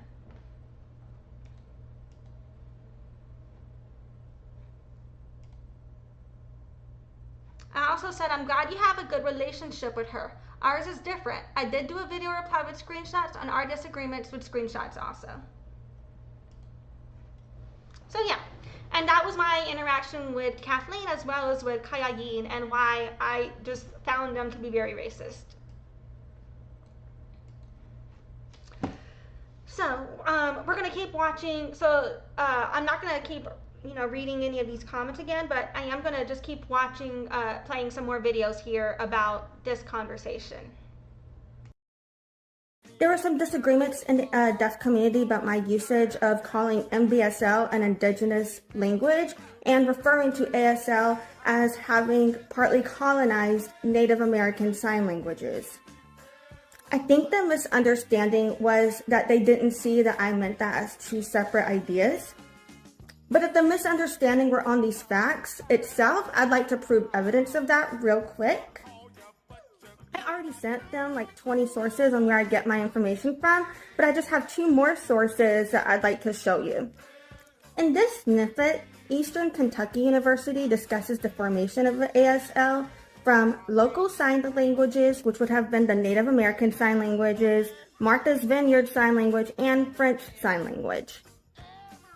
Here, Handspeak refers to Martha's Vineyard Sign Language as an indigenous language because it was created on Martha's Vineyard Island. There were some disagreements in the deaf community. I provided a screenshot here from Deaf Niche on how signed languages were used between Native Americans and the French during colonialism. I'm going to speak more here in a voiceover. Please pause to read any of the information. This is another video recording from Dawn Sign Press on the overall history of American Sign Language that I have been discussing in my Deaf History lesson, parts 1 through 12. The beginning of this also mentions that ASL was formed based on the intermixing of multiple signed languages, including local signed languages. Because there is evidence that the French, during their colonialism of Native Americans, were using their sign languages, I absolutely believe that ASL is based on also intermixing of indigenous sign languages. So also, like, this TikTok was a video reply to a comment where Cayayine, who was going by wildeggs at the time, has said, indigenous sign language, with quotes, which tribe did they have alphabet, grammar structure? You know, and I'm gonna get into the history of indigenous sign language and tribes. At this point, I didn't go into that full history because I didn't feel that's what she was fully here to receive. I felt that she was questioning me on the existence of us, you know, in an erasive way, and in an erasure way, a way that erases us, you know. And so that was like a situation where I felt like I was just like, I wasn't even trying to go into the history of indigenous sign language, which there is a very rich, colorful history. Some specific tribes did have their own signs for that tribe, but also sign language was regional, and we used it to trade and things like that. And it was used as a mechanism to communicate where our spoken languages were different, but we could all still sign between each other, but also it was for deaf and hearing access as well. You know, and so back in, there was no deaf and hearing division because deaf people always had access, you know. So yeah. And a lot of indigenous tribes, we didn't really do the alphabet the same way. We didn't have written language the same way they do in English and ASL and all that. But what we did do, well, ASL isn't technically a written language, but you can gloss it, whatever, fuck it, you know what I mean.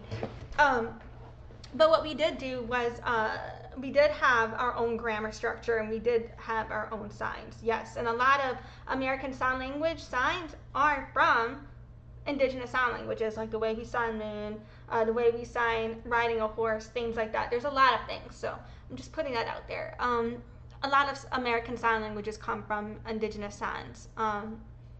So, yeah. Okay. I just have some more thoughts about Martha's Vineyard Sign Language, about it being both an indigenous language to Martha's Vineyard Island, and to how colonialism was also involved in the creation of Martha's Vineyard Sign Language.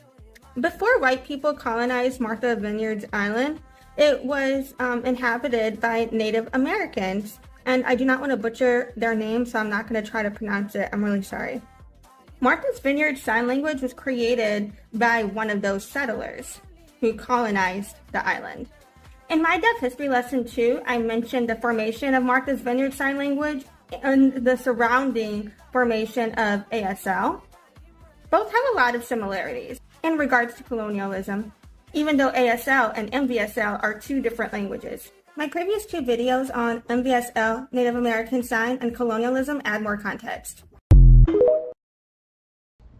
Now, I can't properly pronounce this tribe's name, so I apologize. And in that video, I was like, I'm going to butcher this, so I'm not trying. But I'm going to try right now. I'm still going to butcher it. But the Wampanoag tribe was the original tribe of Martha's Vineyard Island, in my understanding. And that tribe, they interacted with my people, with our Powhatan people. They were connected. Now, they were not necessarily culturally connected or politically connected, but we traded together and we did events together, and we made a living together. You know what I mean? If I'm explaining that right. So, yeah, it's all connected. Thank you. And Virginia, where Alexander Graham Bell had built a house, and where the very first, and the lands where the very, because Seneca, where I'm from, Senecommacah,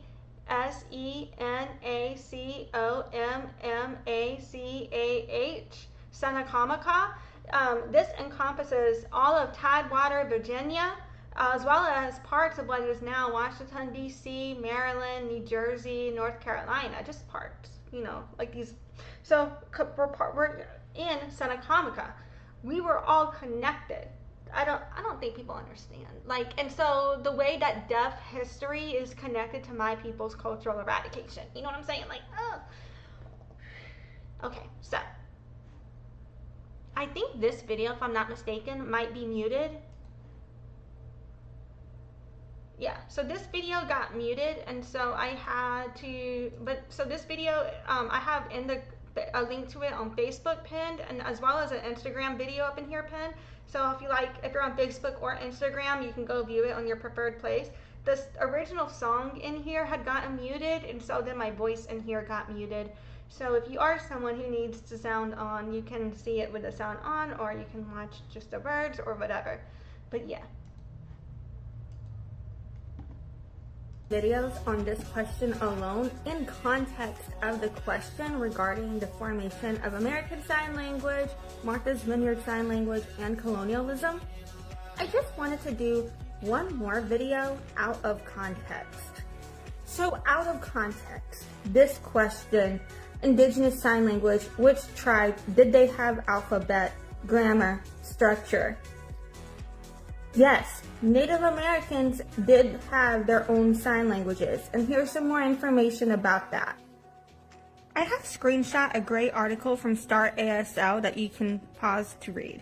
This article shows the history of Native American hand talk before ASL. It also discusses the decline of hand talk after the formation of ASL or colonialism.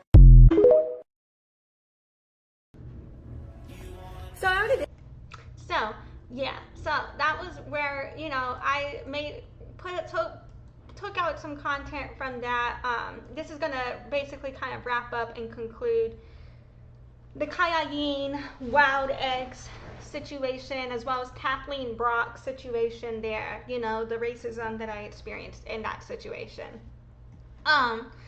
And I feel like it's important to cover, particularly in relationship to the Lifeprint situation, how it's all connected, because this shows,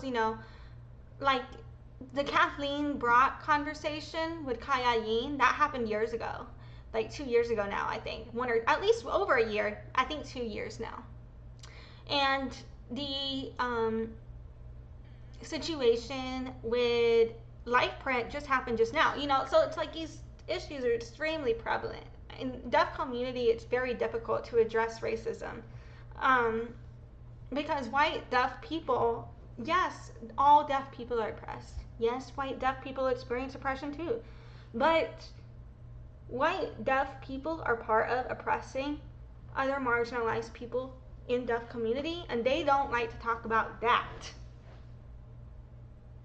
at all. And so I think it's something that we have to really work on addressing. So for me, I struggle because when I talk about my issues being mixed indigenous, I don't want to be distancing myself from my whiteness because I am socially perceived as presented as a white woman, and I am mixed. I am white still too. I'm not white.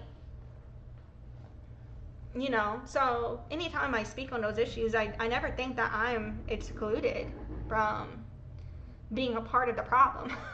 You know, and in fact, I you know, that's just, for me, it's like a greater urge to work on these issues. So yeah, so we've been talking about Indigenous erasure so far a lot, as in deaf community particularly. First we looked at where I tried to bring up deaf genocide and cultural issues as it relates to cultural appropriation and language and erasure in deaf community, where I was kind of distressed and upset because I didn't understand why white deaf people are allowed to talk about cultural appropriation in deaf community, but if an Indigenous deaf person does it, we are problematic.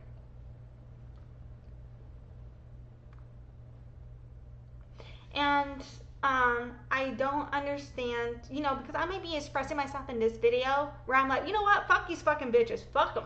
But when I had these conversations with these people, I wasn't saying that. I was clearly labeling and defining the harm caused by specific things, but I also specifically defined what it was.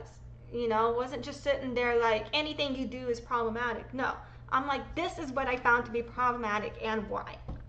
I don't think everything that these people do is racist. I just think these specific experiences that I am discussing in this video are examples of racism. You know what I mean? Like, I don't think just because Cayayine says the word hello, she is racist. No. I think, you know, Kathleen Brockway and Cayayine dismissing Indigenous influence in sign language is racist. And in dismissing Indigenous perspectives on the origin of influence of sign language is racist, but I don't think them existing as deaf people makes them racist, you know? So that's all. And I think everybody has racism and discrimination in us to work through, including people who are part of those communities. We have our internalized discrimination to work through, you know? Anybody can discriminate, and it doesn't necessarily, in my opinion, mean you're some terrible person just because you've discriminated before, sometimes depending on what it was. I think if you're learning to do better and trying to apply yourself, you know, then, you know, if you're still running around trying to say the N-word, this doesn't apply to you, fuck you, you're just being fucking racist, but like things like that, you know. So I'm not saying like, oh, this excuses racism, but I'm saying if you're someone who previously was literally unaware of what was problematic and you're trying to learn, you're trying to do better, and you can't help the way you were raised, but you are on a journey to learn, I feel like, I don't know, only people can decide what that is for themselves. Nobody gets to decide what is or isn't a safe space for other people, you know what I mean? I'm sorry for that. That was a tornado. So let's get into another one. Next up, I just want to take another look at two situations. So I'm going to, I think I'm not even going to look at this. I think I'm just going to link to it in my blog, but I will say, well, maybe I should pull it up. I don't know. So first I'm going to talk about the Greg Zola situation. So previously I had posted about Greg Zola regarding white supremacy, and I had shared screenshots of what he said to me. And so then he got that video copyright struck because I shared screenshots of what he said, but my comments were also in it. And so I really feel that this violates fair use law. So I fucking expanded on that even further, added additional commentary, and turned that into a blog post. So I would really love to share that with you guys here again in this video. However, I'm going to have to link it. And I'm going to link this specific article in the comments right now. A general blog post is in my description of the video, but I'm going to make sure the specific blog posts are linked in the comments. So for Greg Zola, I posted all of those screenshots that were in that video he got taken down. That's now on my blog, along with additional commentary and updates as to what has happened with that altercation. But just to sum it up, essentially he was talking about different political issues. You know, he was talking vaguely about the concept of animal brutality, but I didn't know what the fuck he was talking about at that point because I didn't realize he was relating it to this political situation. Because he didn't say that he was thinking about that political situation until later in the conversation.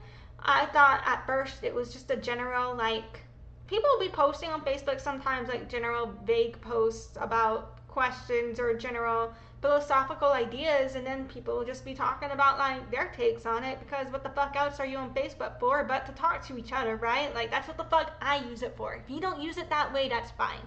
But that's how I use it. I don't know. So fucking, like, he's making this post about, like, the concept of would you kill an animal? Would you kill a dog? You know, and I'm like answering this question, like, in general, just like, no, but like, is there a random situation, like, are you in the middle of the woods, like, small town, nearest vet hospital is an hour away, maybe you should put it down? I don't know. Like, what is the situation here? Because I'm from a rural small town, right? Like, I'm not about to go just fucking killing dogs, but I've been in situations where we've had to put down animals, you know what I mean? Like, sometimes it is the most mean thing to do, fortunately. But the captioner said amazing. Ew, no, I said humane, not amazing. That's still not right. Humane. I don't even want to think about how much of that is wrong. It's too late now.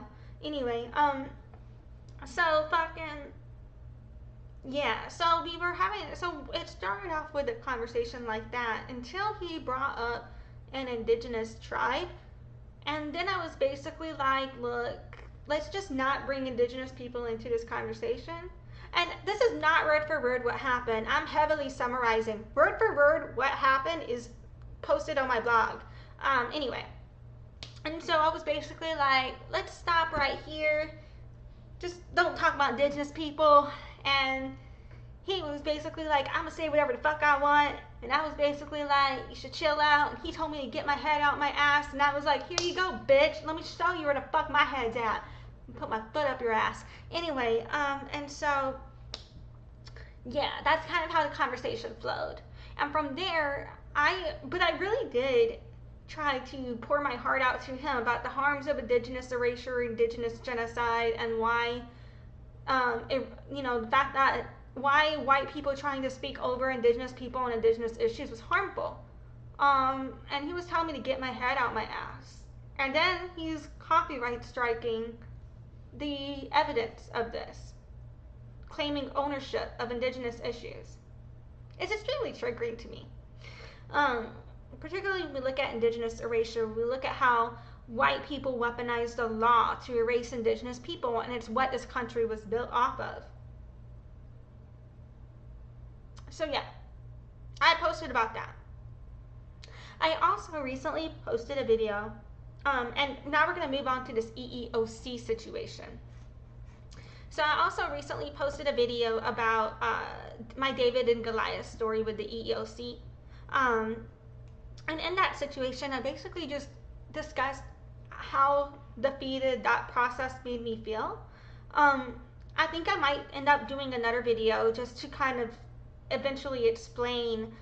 I may not need to do another video, honestly, about this, though, because actually, now that I was about to say I'm going to do another video to explain what I just realized I've done videos on before, which is a lot of people, when you go out after discrimination lawsuits, particularly regarding disability rights, it's very rare that your case actually is closed with merit, meaning it went in your favor.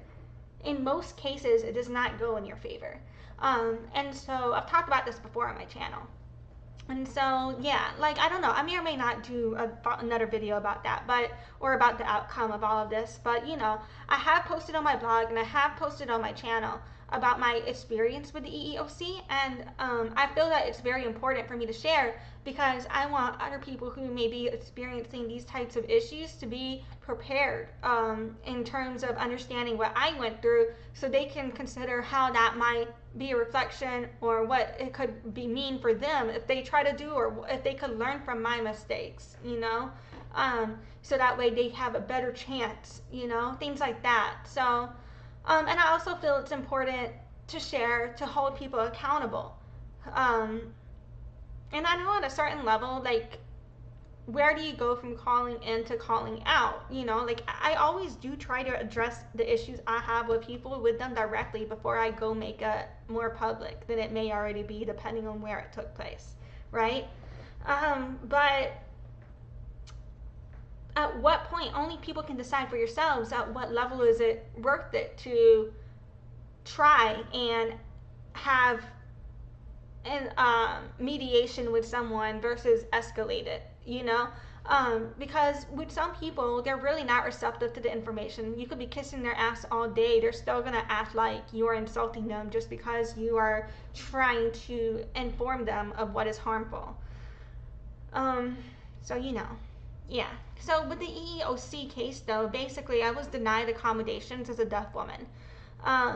And from there, I had a panic attack, and I was denied further accommodations regarding mental health and sustainability and being in the workplace,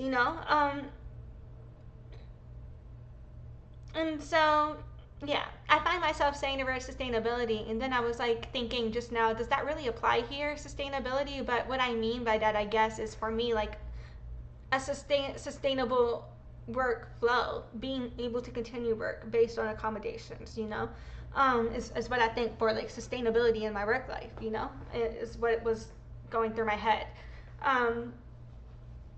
But yeah, and so then after that, they fired me, and I can prove it. I have everything in email. And then they fraudulently filed that, in my opinion, I believe it's fraudulent. And I can prove why in email and all that. I have a report on it and everything. That was filed with the EEOC. They claimed that I resigned, but I never resigned. I was fired. And they filed that document with Louisiana Workforce Commission. So yeah. And so they denied me these accommodations, and they were trying to convince me that I quit when I never quit. I was fired. One of the days they were mistreating me was on Indigenous Peoples Day, June 21st, which was an Indigenous holiday.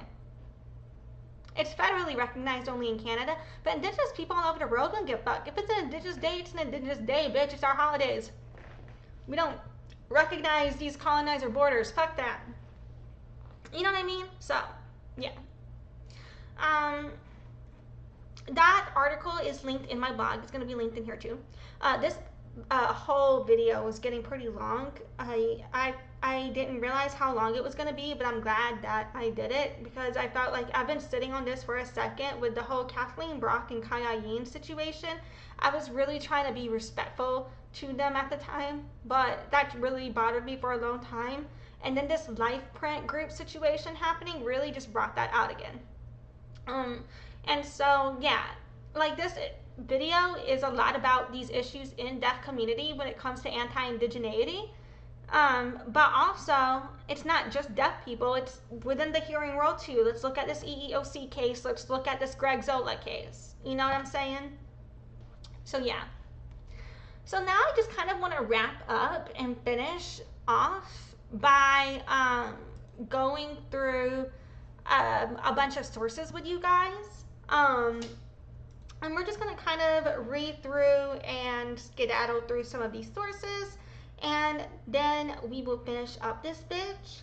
I'm just going to take a quick break before I keep reading. Just go drink a little bit, take a quick breather, go pee real quick, and stuff like that. Just, do my thing. And then I'm going to come back. We're going to finish out with some of my sources here, and then we're going to close out this live stream after that. So I'm going to be back in just 2 shakes of a lamb's tail. Yeah.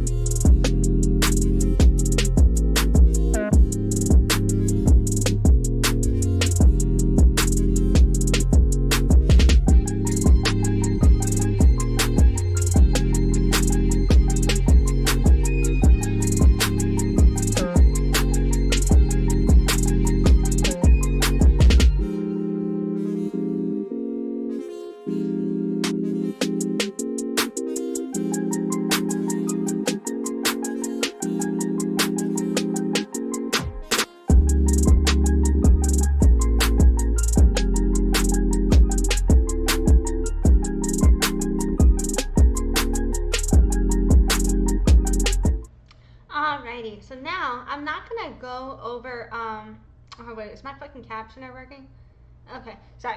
I'm not gonna go over like everything in all of these sources, but I am gonna just kind of go through and just cover what feels right in the moment. I don't know. Some of the information that kind of just like guides you through where my thought process is. There's more research and more sources you can look into for all of this. And you know, there's obviously differing opinions out there. It's up to you to decide what's in value alignment with your experience, beliefs, and education. Obviously, we know where I stand. And so, yeah. But, fucking, first of all, I want to look at this little article from Psychology Today about how white supremacy is built into societies. And it talks about the ideology of white supremacy pervades culture in subtle yet pernicious ways. The key points of this article are that white supremacist ideologies permeates many cultures through subtle biases built into society's institutions. From childhood, biases and stereotypes unconsciously shape thinking and can accumulate into racism. Microaggressions and other forms of racist behaviors can have cumulative harmful effects. Dismantling racist hierarchies rooted in white supremacy will require radical structural societal change. So yeah, and you know, obviously, and the whole point of it is, you know, where a lot of people, they only think of racism as the extreme KKK Nazis, but they aren't willing to recognize the day-to-day micro and the smaller things that are racist. You know, it doesn't have to be extreme eugenics to be harmful. Like where they are literally saying that deaf indigenous culture has no place, and if a deaf indigenous woman feels mistreated, they should leave, in that Lifeprint Facebook group, yet they're still talking about deaf culture and stuff that's not sign language, it's just deaf social issues in general. But yet indigenous people aren't welcome to speak on that, but white people are.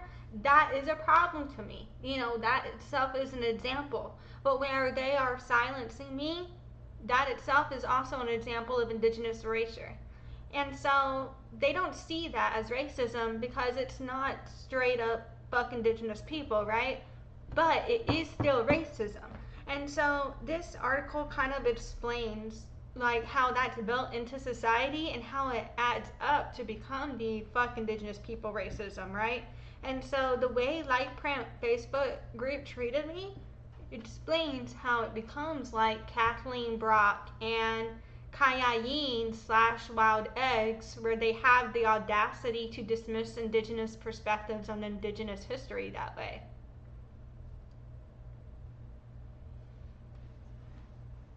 So yeah, moving on from York, we have white supremacy and whiteness. So it says white supremacy can be defined as the institutionalization of whiteness and white privilege and the historical, social, political, and economic systems and structures that contribute to its continued dominance and subordination. Francis Lee Ansley describes white supremacy in the following way. By white supremacy, I do not mean to allude only to the self-conscious racism of white supremacist hate groups. I refer instead to a political, economic, and cultural system in which whites overwhelmingly control power and material resources. Conscious and unconscious ideas of white superiority and entitlement are widespread, and relations of white dominance and non-white subordination are daily reenacted across a broad array of institutions and social settings. So, for example, in the Lifeprint Facebook group, you'll notice that all of the mods, in my opinion and my perspective, that were engaging with me on the issue were all white people. And that was 3 white people. Anthony, Tracy, and Monica, right? And so, I don't know if every single mod in that group is white, but I will say that when it's only being moderated by white people on indigenous issues in that moment, and then they choose to remove me as a voice, that's kind of like an example here. Anyway, and then Smith explains her framework titled The 3 Pillars of White Supremacy below. This framework does not assume that racism and white supremacy is enacted in a singular fashion. Rather, white supremacy is constituted by separate and distinct, but still interrelated logics. Envision 3 pillars, one labeled slavery or capitalism, another labeled genocide or capitalism, and the last one labeled Orientalism or war, as well as arrows connecting each of the pillars together. Whiteness differs from white supremacy in that whiteness is an ideology and logic by which one moves through the world, connected to dynamic relations of domination. It operates most obviously in white bodies, but also in and through racially oppressed bodies. Gilborn describes whiteness as a set of assumptions, beliefs, and practices that place the interests and perspectives of white people at the center of what is considered normal and everyday. And honestly, I feel in deaf community, deaf people do the same with hearing people. And I think that's also exemplified in the way that hearing people are coddled while they discriminate against deaf people in that group. But deaf people are essentially silenced for saying, hey, no, that's really fucked up and here's why it's wrong. Just my opinion from my experience. So, it says Phan, 1967, asserted that whiteness is a process that corrupts the soul of the white man, and that it has pushed the white man to believe that he is the master of the world. In her work, Hooks, 1992, wrote that seeing whiteness as a natural and people of color as racialized others leads white people to deny any representation of whiteness as terror or terrorizing. Critical whiteness studies theorists have explored how whiteness is invisibilized and normalized in our everyday lives, in part through processes of race evasion or the assumption that white is not a race. They discern that whiteness is only invisible to those who inhabit it, to those who see it as ahistorical, and to those who deny its own creation. As such, whiteness operates as embodying the racially ideal subject and as a global privilege signifier, and tends to uphold whiteness as neutral and universal. Thandeka, I am so sorry if I'm saying that wrong, I assume I am, posits that whiteness is predicated on the denial of difference within oneself, constituting in the white subject a core sense of self that is hidden from view and shrouded in shame.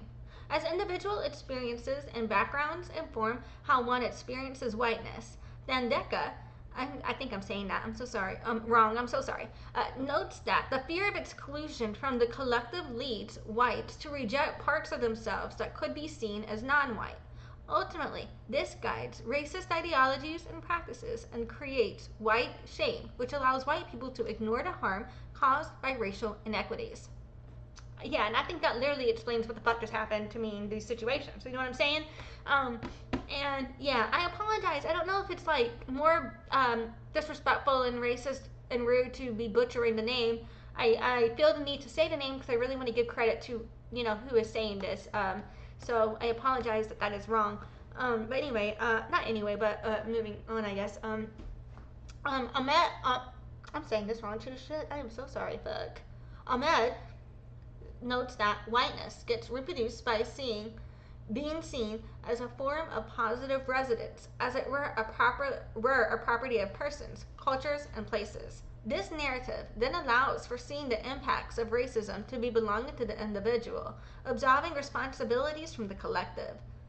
So yeah, and then it says, over the years, the works of W.E.B. Du Bois, James Baldwin, and many other black scholars have been making visible the manipulations and pervasiveness of whiteness within the fabrics of our society. It is also important to note that whiteness, as an ideology and logic, can exist in non-white bodies too. Shah and Shanika describe a continuum of whiteness in which brown people, like other groups deemed model minorities, may find themselves aspiring to whiteness and distance themselves from blackness in their appearance, politics, and solidarities. Other significant issues relating to whiteness and white identity are concerned with the theory that some non-Anglo-Saxon immigrants to the Americas became white. Included in this group are Irish, Italian, and Jewish immigrants. Yang and Cauchy explored this assertion by explaining that rather than becoming white, these groups of people entered in the social status fold of the dominant society. They further assert that these groups are always white. There is some debate about becoming white, however, that does not delineate from the understanding that becoming white involves a social status classification change. in critiquing the logics of white supremacy, we consider the following. And here's where I'm just going to sum it up from here on out. So the 4 points that they consider: 1, dominance of liberal individualism; 2, permanence of racism; 3, ahistorical, decontextualized, and changing definitions; and 4, whiteness as normal and natural. So yeah, and it says, by disrupting white supremacy in leadership, we consider several questions. 1, how do processes of racialization inform who is considered a good fit for leadership? 2, how does silence, denial, and compliance operate to protect white power and punish efforts at anti-racism, anti-black racism, and anti-indigenous racism? 3, what wisdoms, experiences, and perspectives are denied when anti-colonial and anti-racist leadership practices are not centered? 4, how might centering the counter-narratives of indigenous, black, and racialized people expose the dominant narratives of colorblindness, meritocracy, and neutrality while promoting self-authorization and challenging objective truths? 5, how might we consider reverse pipelines to increase the representation of indigenous, black, and racialized leaders who lead for anti-racism? So yeah, I love that article. Definitely make sure you read more about the 4 critiquing logics of white supremacy to consider. So next up, let's talk about hand talk, the Native American sign language that predated ASL. So yeah, Native American Sign Language, or hand talk, was developed centuries before American Sign Language came into being. So this is part of what I was arguing with Cayayine, also known as wildeggs, as well as with Kathleen Brockway about, was the existence of American Sign Language and how of Indigenous Sign Language in the Americas, as well as how ASL was influenced by it. So, yeah. Literally, American Sign Language would not exist without the colonialism of America. And if you're arguing with me about that fact, you and I really do not align on much of anything. And that kind of highlights the white supremacy issue that is still dominant in the deaf community today. The way I was treated in Lifeprint by speaking out on this, and the way that, you know, Kathleen Brockway, who claims to be this esteemed deaf historian, treated me and all that, you know? So. So, Native American Sign Language, or hand talk, possesses 4 essential parameters: hand location, hand movement, hand shape, and hand orientation. So yeah.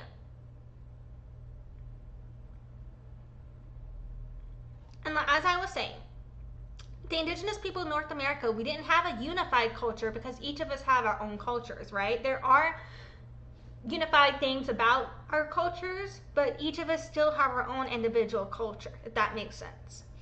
And so yeah, instead we have our own language, social structure, belief system.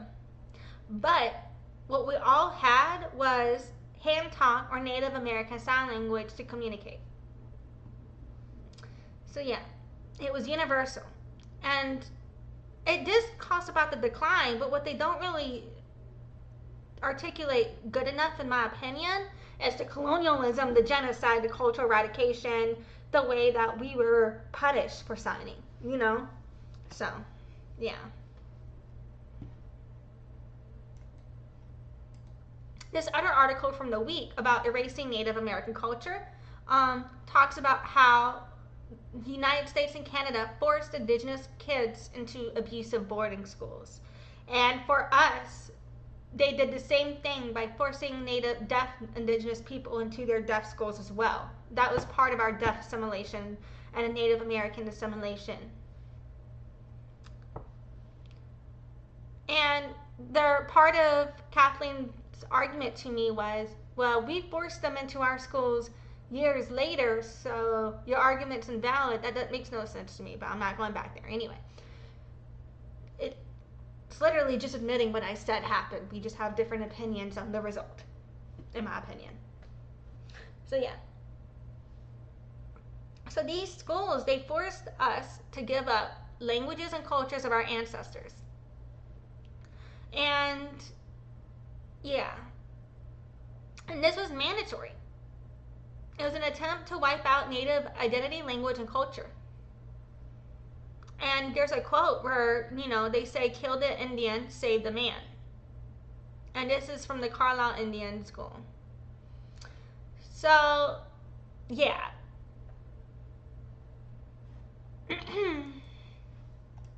And they forced indigenous people into these deaf schools too, and treated us terribly. So,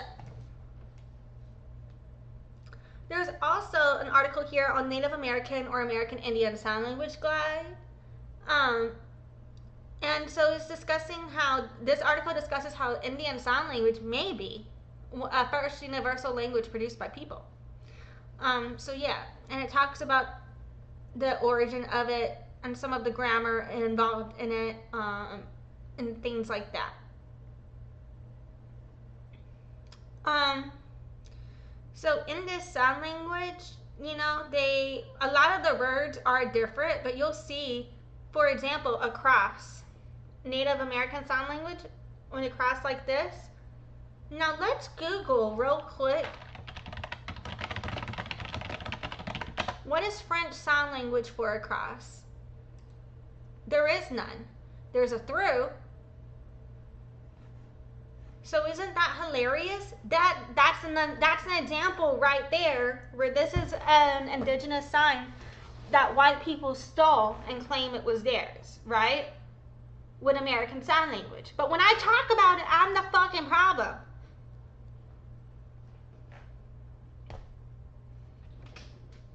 Anyway, so there's more examples.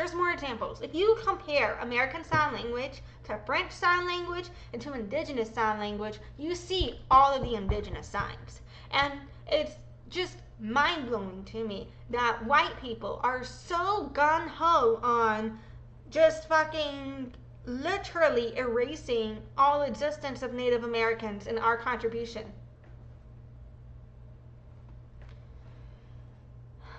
So yeah, so this article goes into more examples of some Indian signs. Highly recommend checking it out, as well as our grammar and all of that. So to all of the people acting like we don't exist, fuck you.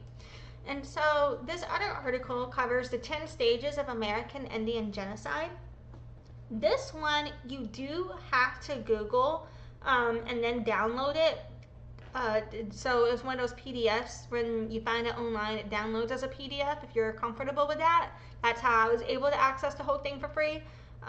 So I can't share the link to you because it's a download on my computer. So if you don't have the file downloaded, the link from me won't fucking work.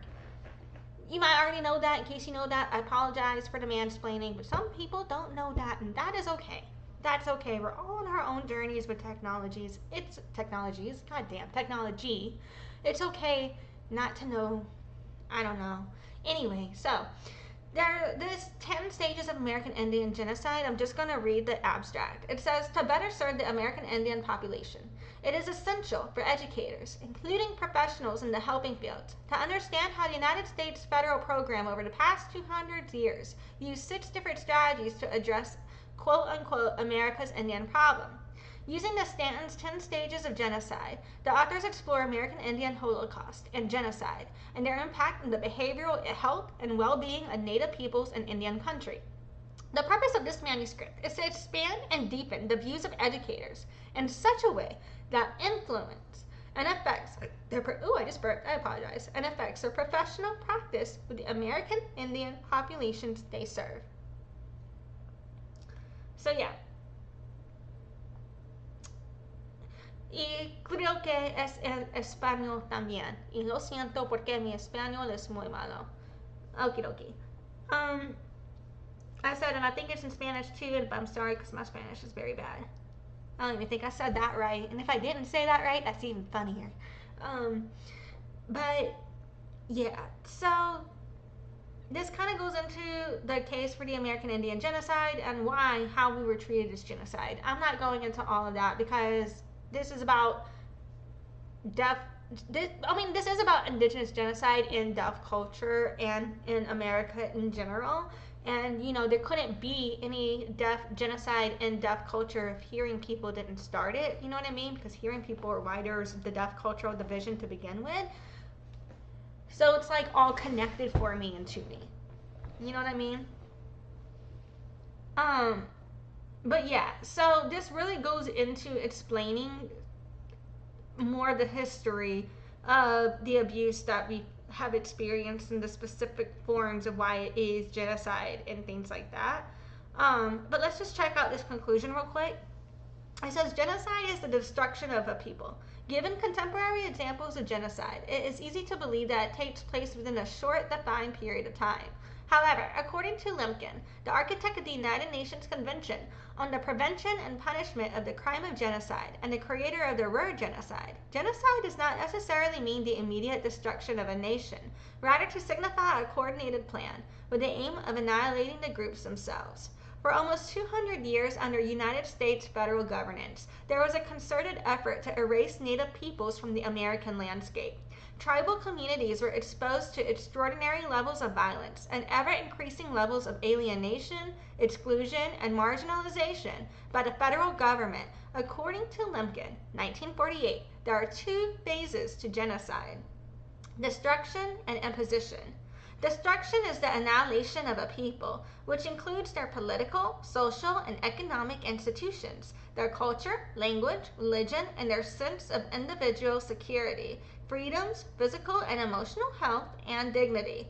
The second, imposition, is the act of imposing the oppressor's national values and beliefs on the oppressed. Both have been the practices of the United States federal government in its relations with Indian tribes and peoples. Lemkin stated that whoever, while participating in a conspiracy to destroy a national, racial, or religious group, undertakes an attack against life, liberty, or property of members of such group is guilty of the crime of genocide. It would seem, given American history, that genocide accurately portrays United States federal policies. More importantly, American Indian genocide continues in this country. Stanton states, denial is actually a continuation of the genocide because it is a continuing attempt to destroy the victim group psychologically and culturally.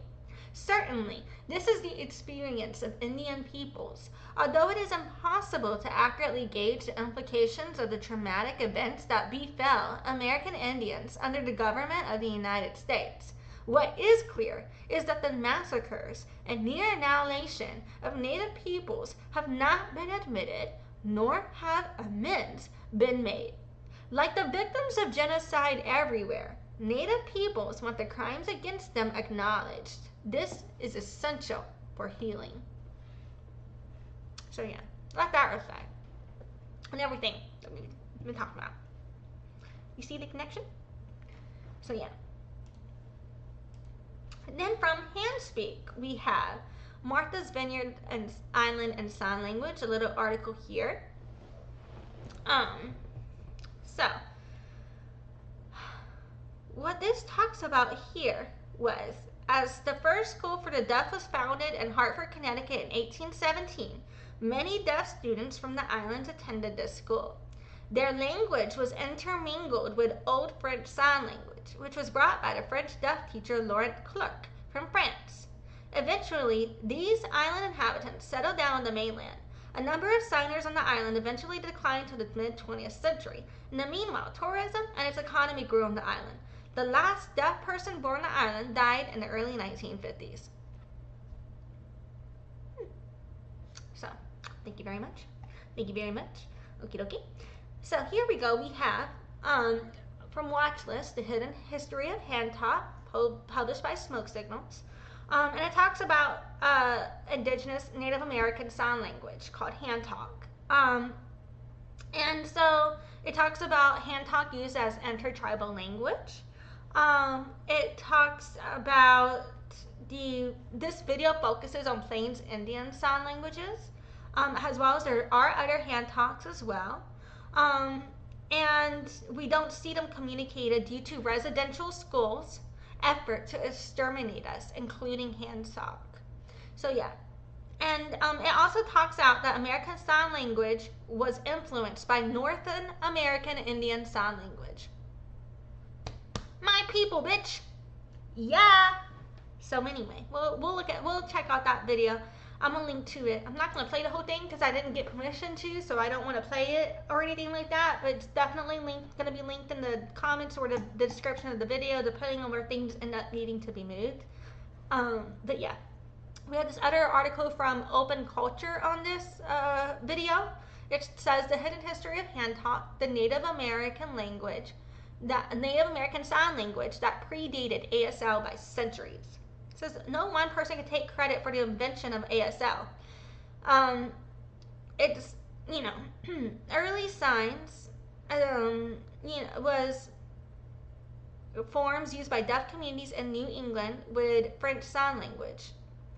But, yeah, so the deaf people there, they were using the indigenous signs because they saw the signs that Native Americans were using, and they would just start using the ones they liked in a different way or force Native American people to teach it to them, But yeah, it talks about how it talks about the indigenous sign, being intertribal again. It also discusses the cultural assimilation of Northeastern Indian Sign Language, as well as how Native American children were forced to attend the American School for the Deaf, which was then called the American Asylum for Deaf Mutes. It talks about our Indian signs' influence on ASL and compelling evidence for it as well as the film of this Indian Sign Language Grand Council. Where American hearing people, the same people that were creating American Sign Language, they were studying us signing. Y'all don't think they were fucking taking and using that shit? American Sign Language is one of the very first documented forms of cultural appropriation in the Americas that we can see of indigenous culture. You know what I mean? So, but their indigenous sign language was forced to assimilate, because people would always be like ASL is superior. So that's another reason it's so triggering for not only me, but any deaf indigenous person. When you have white deaf people gaslighting us on indigenous issues in deaf community relating to sign language. So, not only, so there's two videos related to that. First, let me pull up this one first. So first we got the hidden history of hand talk. So this is the video. This is the video that those other two articles we're talking about, the hidden history of hand talk. It's linked in this description of the video. It might get me to the comments. Try to keep it in the description. So this one, right here, it talks about a bit of history we couldn't fit into the piece. So it talks about all of this history that we've been discussing, but let's just read the description of this video, right? So it says, centuries before we had American Sign Language, Native Sign Languages, broadly known as hand talk, were thriving across North America. Hand talk would be influential in the formation of American Sign Language, but it has largely been written out of history. One of these hand talk variations, Plains Indian Sign Language, was used so widely across the Great Plains that it became a lingua franca, a universal language used by both deaf and hearing people to communicate among tribes that didn't share a common spoken language. At one point, tens of thousands of indigenous people used Plains Indian Sign Language, or PISL, for everything from trade to hunting, conflict, storytelling, and rituals. But by the late 1800s, the federal government had implemented a policy that would change the course of indigenous history forever. A violent boarding school program designed to forcibly assimilate indigenous children into white American culture. A dark history that we're still learning more about to this day. Because of a forced English-only policy, the boarding school era is one of the main reasons we lost so many native signers, along with the eventual dominance of ASL in schools for the deaf. Today, there are just a handful of fluent PISL signers left in the United States. In the piece above, we hear from two of these signers who have dedicated their lives to studying and revitalizing the language. They show us Plains Indian Sign Language in action and help us explore how this ancient language holds centuries of indigenous history. And so here's another issue I take with any time a white person or even a white deaf person or a hearing person is telling a deaf indigenous person anything about what language we speak. It's fucking discrimination. It's related to our fucking genocide, okay? Because I would be signing my native signs if it wasn't for fucking colonialism. So, when you're deaf and indigenous, you're expected to know either English or Spanish or French, depending on where you live and where you're colonized. For example, if you're indigenous to the Americas, I mean. You know, so for me, indigenous to the United States, that means I'm expected to know English. I'm expected to know American Sign Language. I'm expected to learn my indigenous fucking language. I'm expected to learn my indigenous fucking signs. Do you know how much pressure that is? Do you know how many words we have to learn? You know how incapable the human mind is of processing this much? Anytime you make fun of a deaf indigenous person for language deprivation, it's discrimination. Anytime you weaponize that to us, it's discrimination. You never convince me otherwise.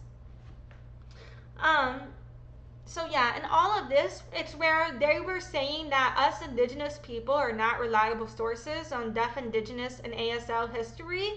That will never not piss me off. That's always going to be racism in my opinion.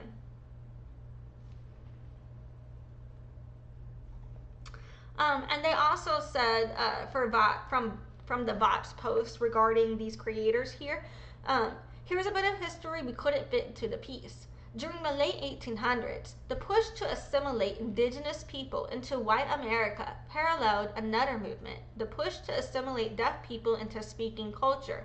It was called oralism. Proponents, like Alexander Graham Bell, deemed sign language uncivilized and pushed for lip reading and spoken English education. By 1880, they even passed an international resolution that banned sign language education. Though this resolution mostly affected white schools, it wasn't until 100 years later that ASL would be recognized as a fully foreign language. But as we reported in the piece, there was no big renaissance of Plains Indian Sign Language at that time. Native hearing students were forced to speak English in boarding schools, and native deaf students in many cases were forced to replace Plains Indian Sign Language with American Sign Language. And so then in this other video, we show examples here where they show differences between American Sign Language and Plains Indian Sign Language for specific words and compare the differences. And so yeah, you should check that out. I'm not going to go through it here because I did not get permission, but I just want to pull this up. So next up, from Dawn Sign, we have in the history of American Sign Language, it says, even though American Sign Language has strong roots in French Sign Language, it is deeply influenced by many events preceding the more formalized sign language that flourished since the 1700s. So yeah. And it talks about the white people's influence here.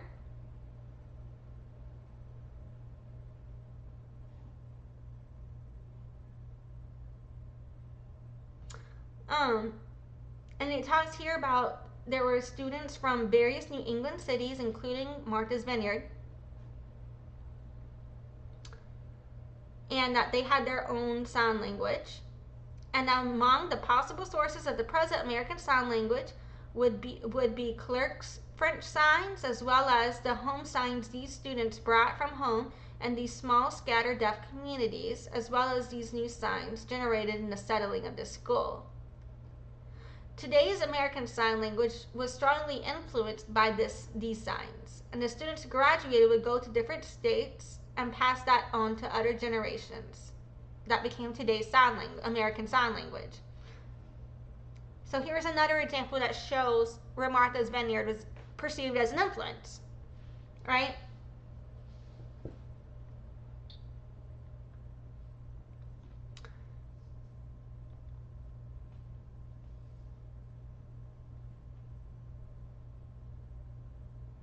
So yeah. We have another article here from Deaf Niche.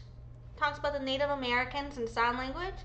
And it said Native Americans needed it for communication back then. So we use it because we all spoke different languages, but we would have our hand signs to communicate and trade and things like that. And we also use these signs with the Canadian First Nations and the French, as well as Native Americans with the British and the Dutch and the Spanish as well. We were using these signs with these dip bucks too. This is how American Sign Language came to be.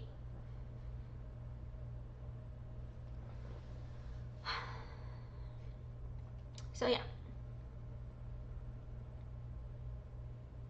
As well as our numbers and things like that. And so from here on, I just want to remind you guys of my parents. Thanks, Mom and Dad. I've got mixed ancestry. Now, if any of these people that I've been speaking on also have mixed ancestry, man, I really hope they do some cultural reconnection. But if not, like, yeah, like, it all leans to a lot of white supremacy.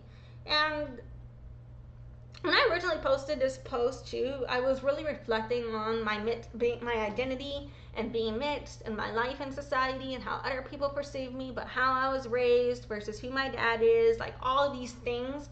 And so, you know, I had made this big post, you know, basically like, why is it important for mixed people to identify as our culture and not just biracial or mixed based on what applies? We all have our own ethnicity, history, culture, customs, languages, identities, communities, food, experiences with discrimination, and more. Calling us just mixed or biracial instead of acknowledging our heritage is a homogenization of our different backgrounds into one label with connotations that do not apply to us all. My experience as a mixed white and native isn't the same as someone mixed black and Asian, for example. Even as a native, we are different. My experience as mixed Powhatan ancestry isn't the same as someone who is Lakota or Taino. We aren't just mixed or biracial. We are descendants of our ancestors. Also, there is always space to talk about privilege of white presenting biracial or mixed people with me. Where I set a boundary is people negating my ancestry and identity.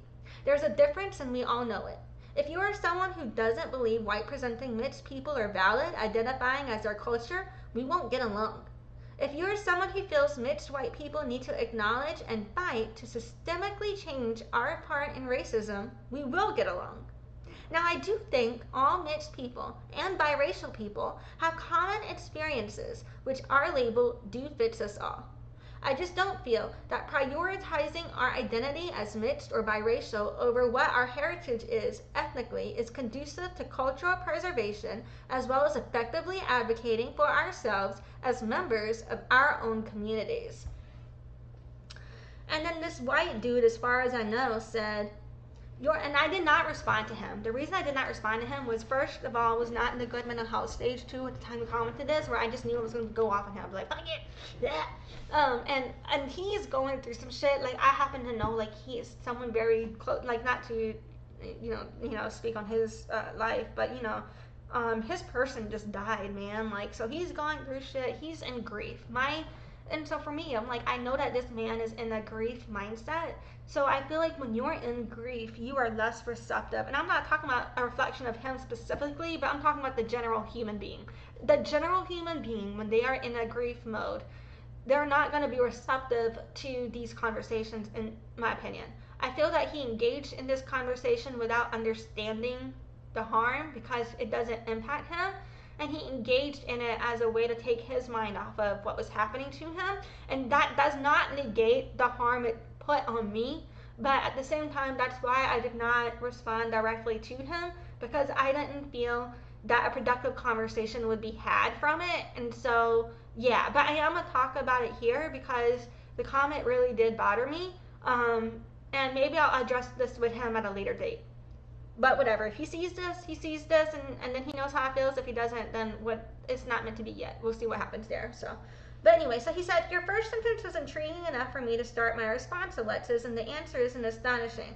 In no way right now, not then, are mixed-race people of the United States any more our culture, and who's ever came up with this term, our culture, must have failed English class, because it's just self-defeating than any other time in our history. I have a feeling that kids today, we in our 30s now, remember dear, in whatever fashion teachers have managed to call it education, with the fact that phones, tablets, computers, and invisible implanted electronics are all being used in grade school. It'll get a scary, twisted, knotted feeling in my stomach thinking about the lack of education concerning what's really going on the last 30 years as far as what is being taught to kids aged 8 through 18 these days. The correct answer to this question-ish thing is that America, being the melting pot that it is, as always, has favored mixed race. So much so that during the days of immigration in Ellis Island, people with singular pedigrees were more accosted than those with many branching polylinear bloodlines. Then again, the group calling themselves the natives back in the mid-1800s New Amsterdam, New York, yes, the ones from the gangs of New York, were in no way native at all to anything except their own brand of bullshit. So, with that, in regards to that last sentence, I'm not entirely sure of this New Amsterdam, New York gang thing situation that he is referring to. I am ignorant to that situation. And so, if that is a pretendian situation that I do not know about, then perhaps, you know, we could say there is room for some veracity there. But a lot of this is anti-Indigenous rhetoric, regardless of what that was, you know, regardless of my ignorance on that. So where he's saying, like, when I'm talking about our cultures, where I'm talking about for Indigenous people, preservation of our culture is extremely important to us because of our genocide, as we've been discussing, because of how we've been erased. So for me, when you're saying we don't have culture, that comes off as erasure.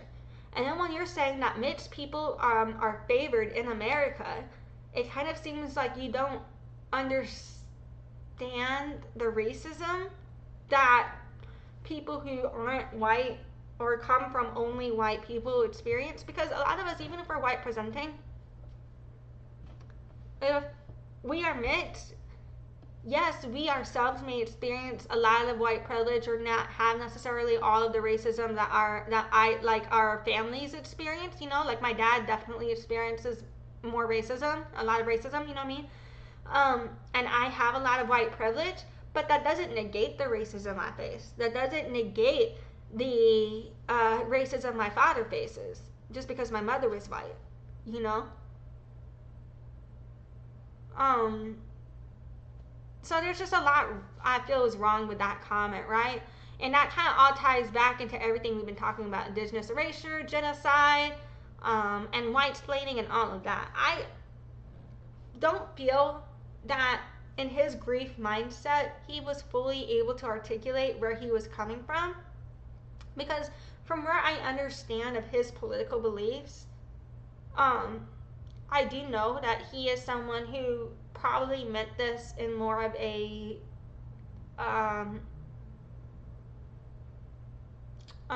way. You know, I don't even know how he meant that. I don't know. But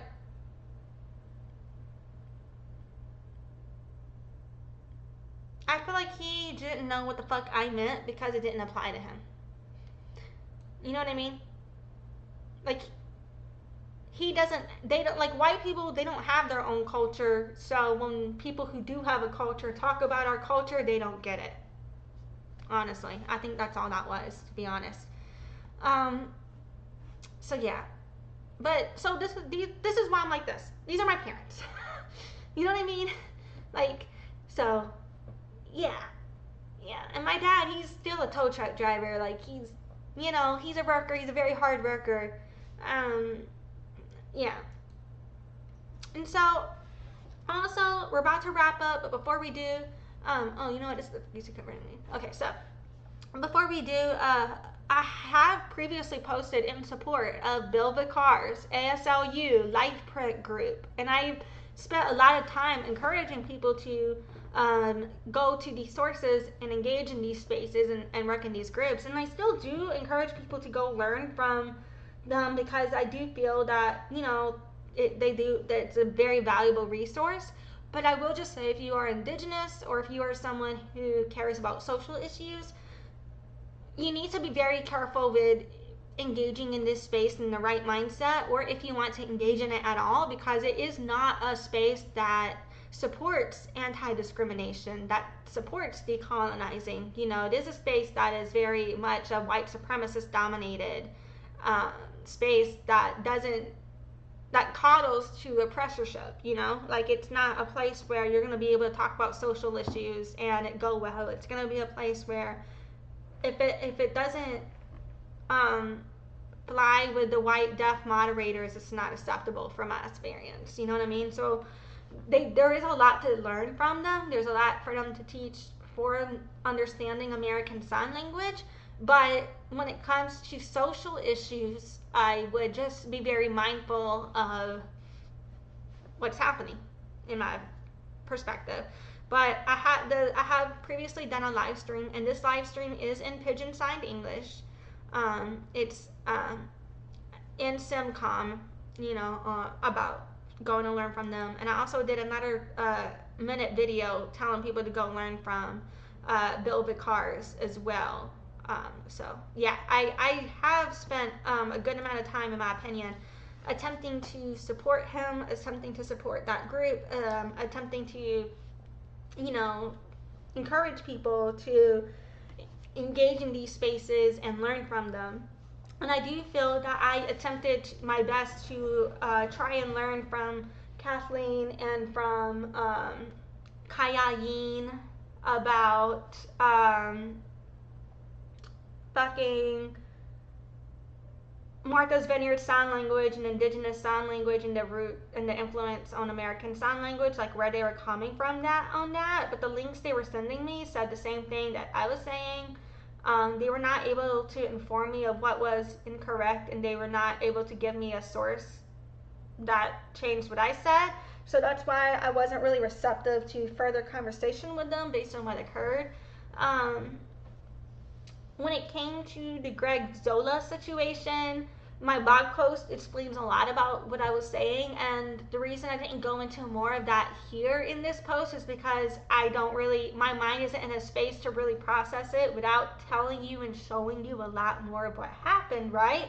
But then I would be at risk for him flagging my video down like he did before, but he can't take my fucking website down, so that's why it's on my website instead.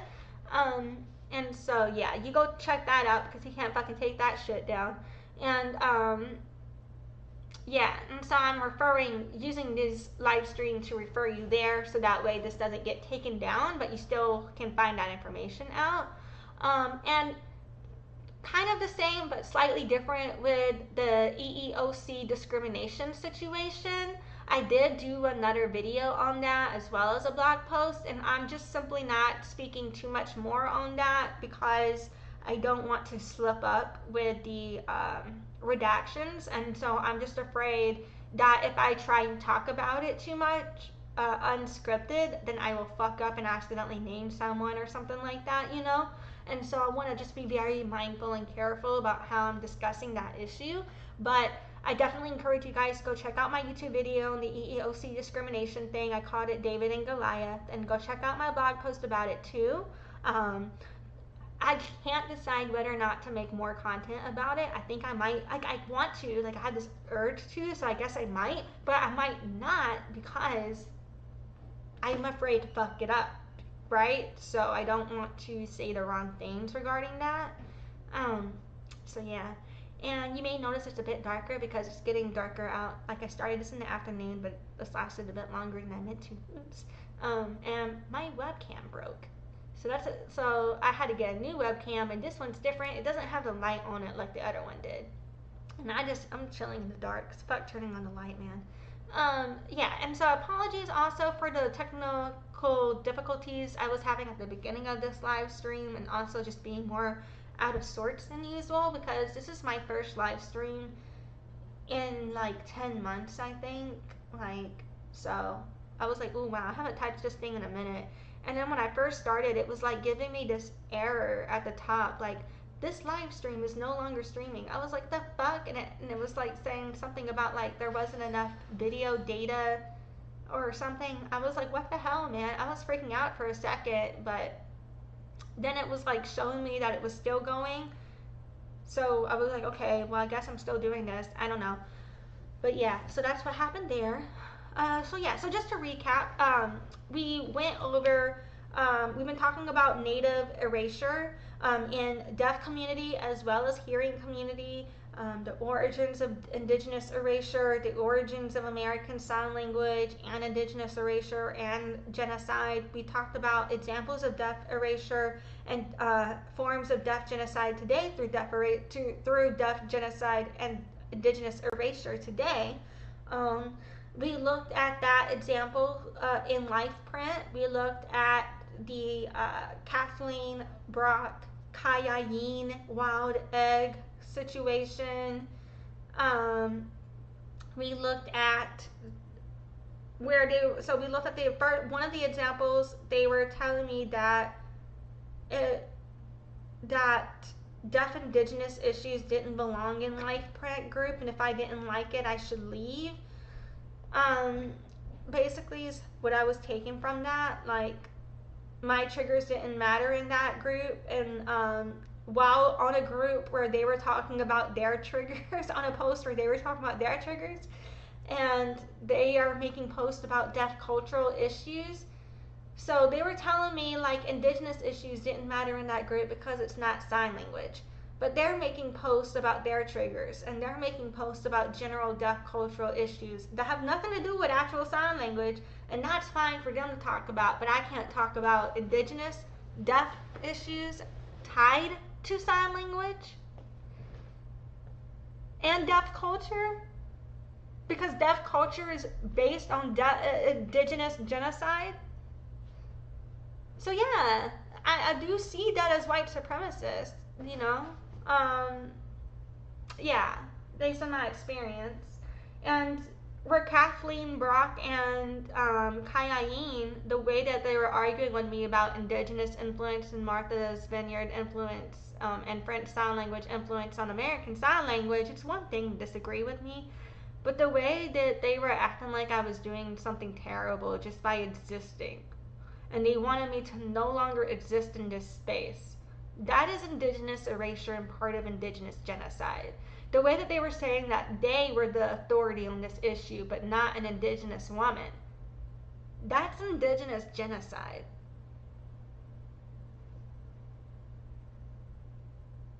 So yeah. I've been reflecting on this a lot lately because it's really been bothering me, so I'm really glad I let this out. Thanks for watching this with me. Please check out all of these sources. I'm going to timestamp this bitch as soon as I can.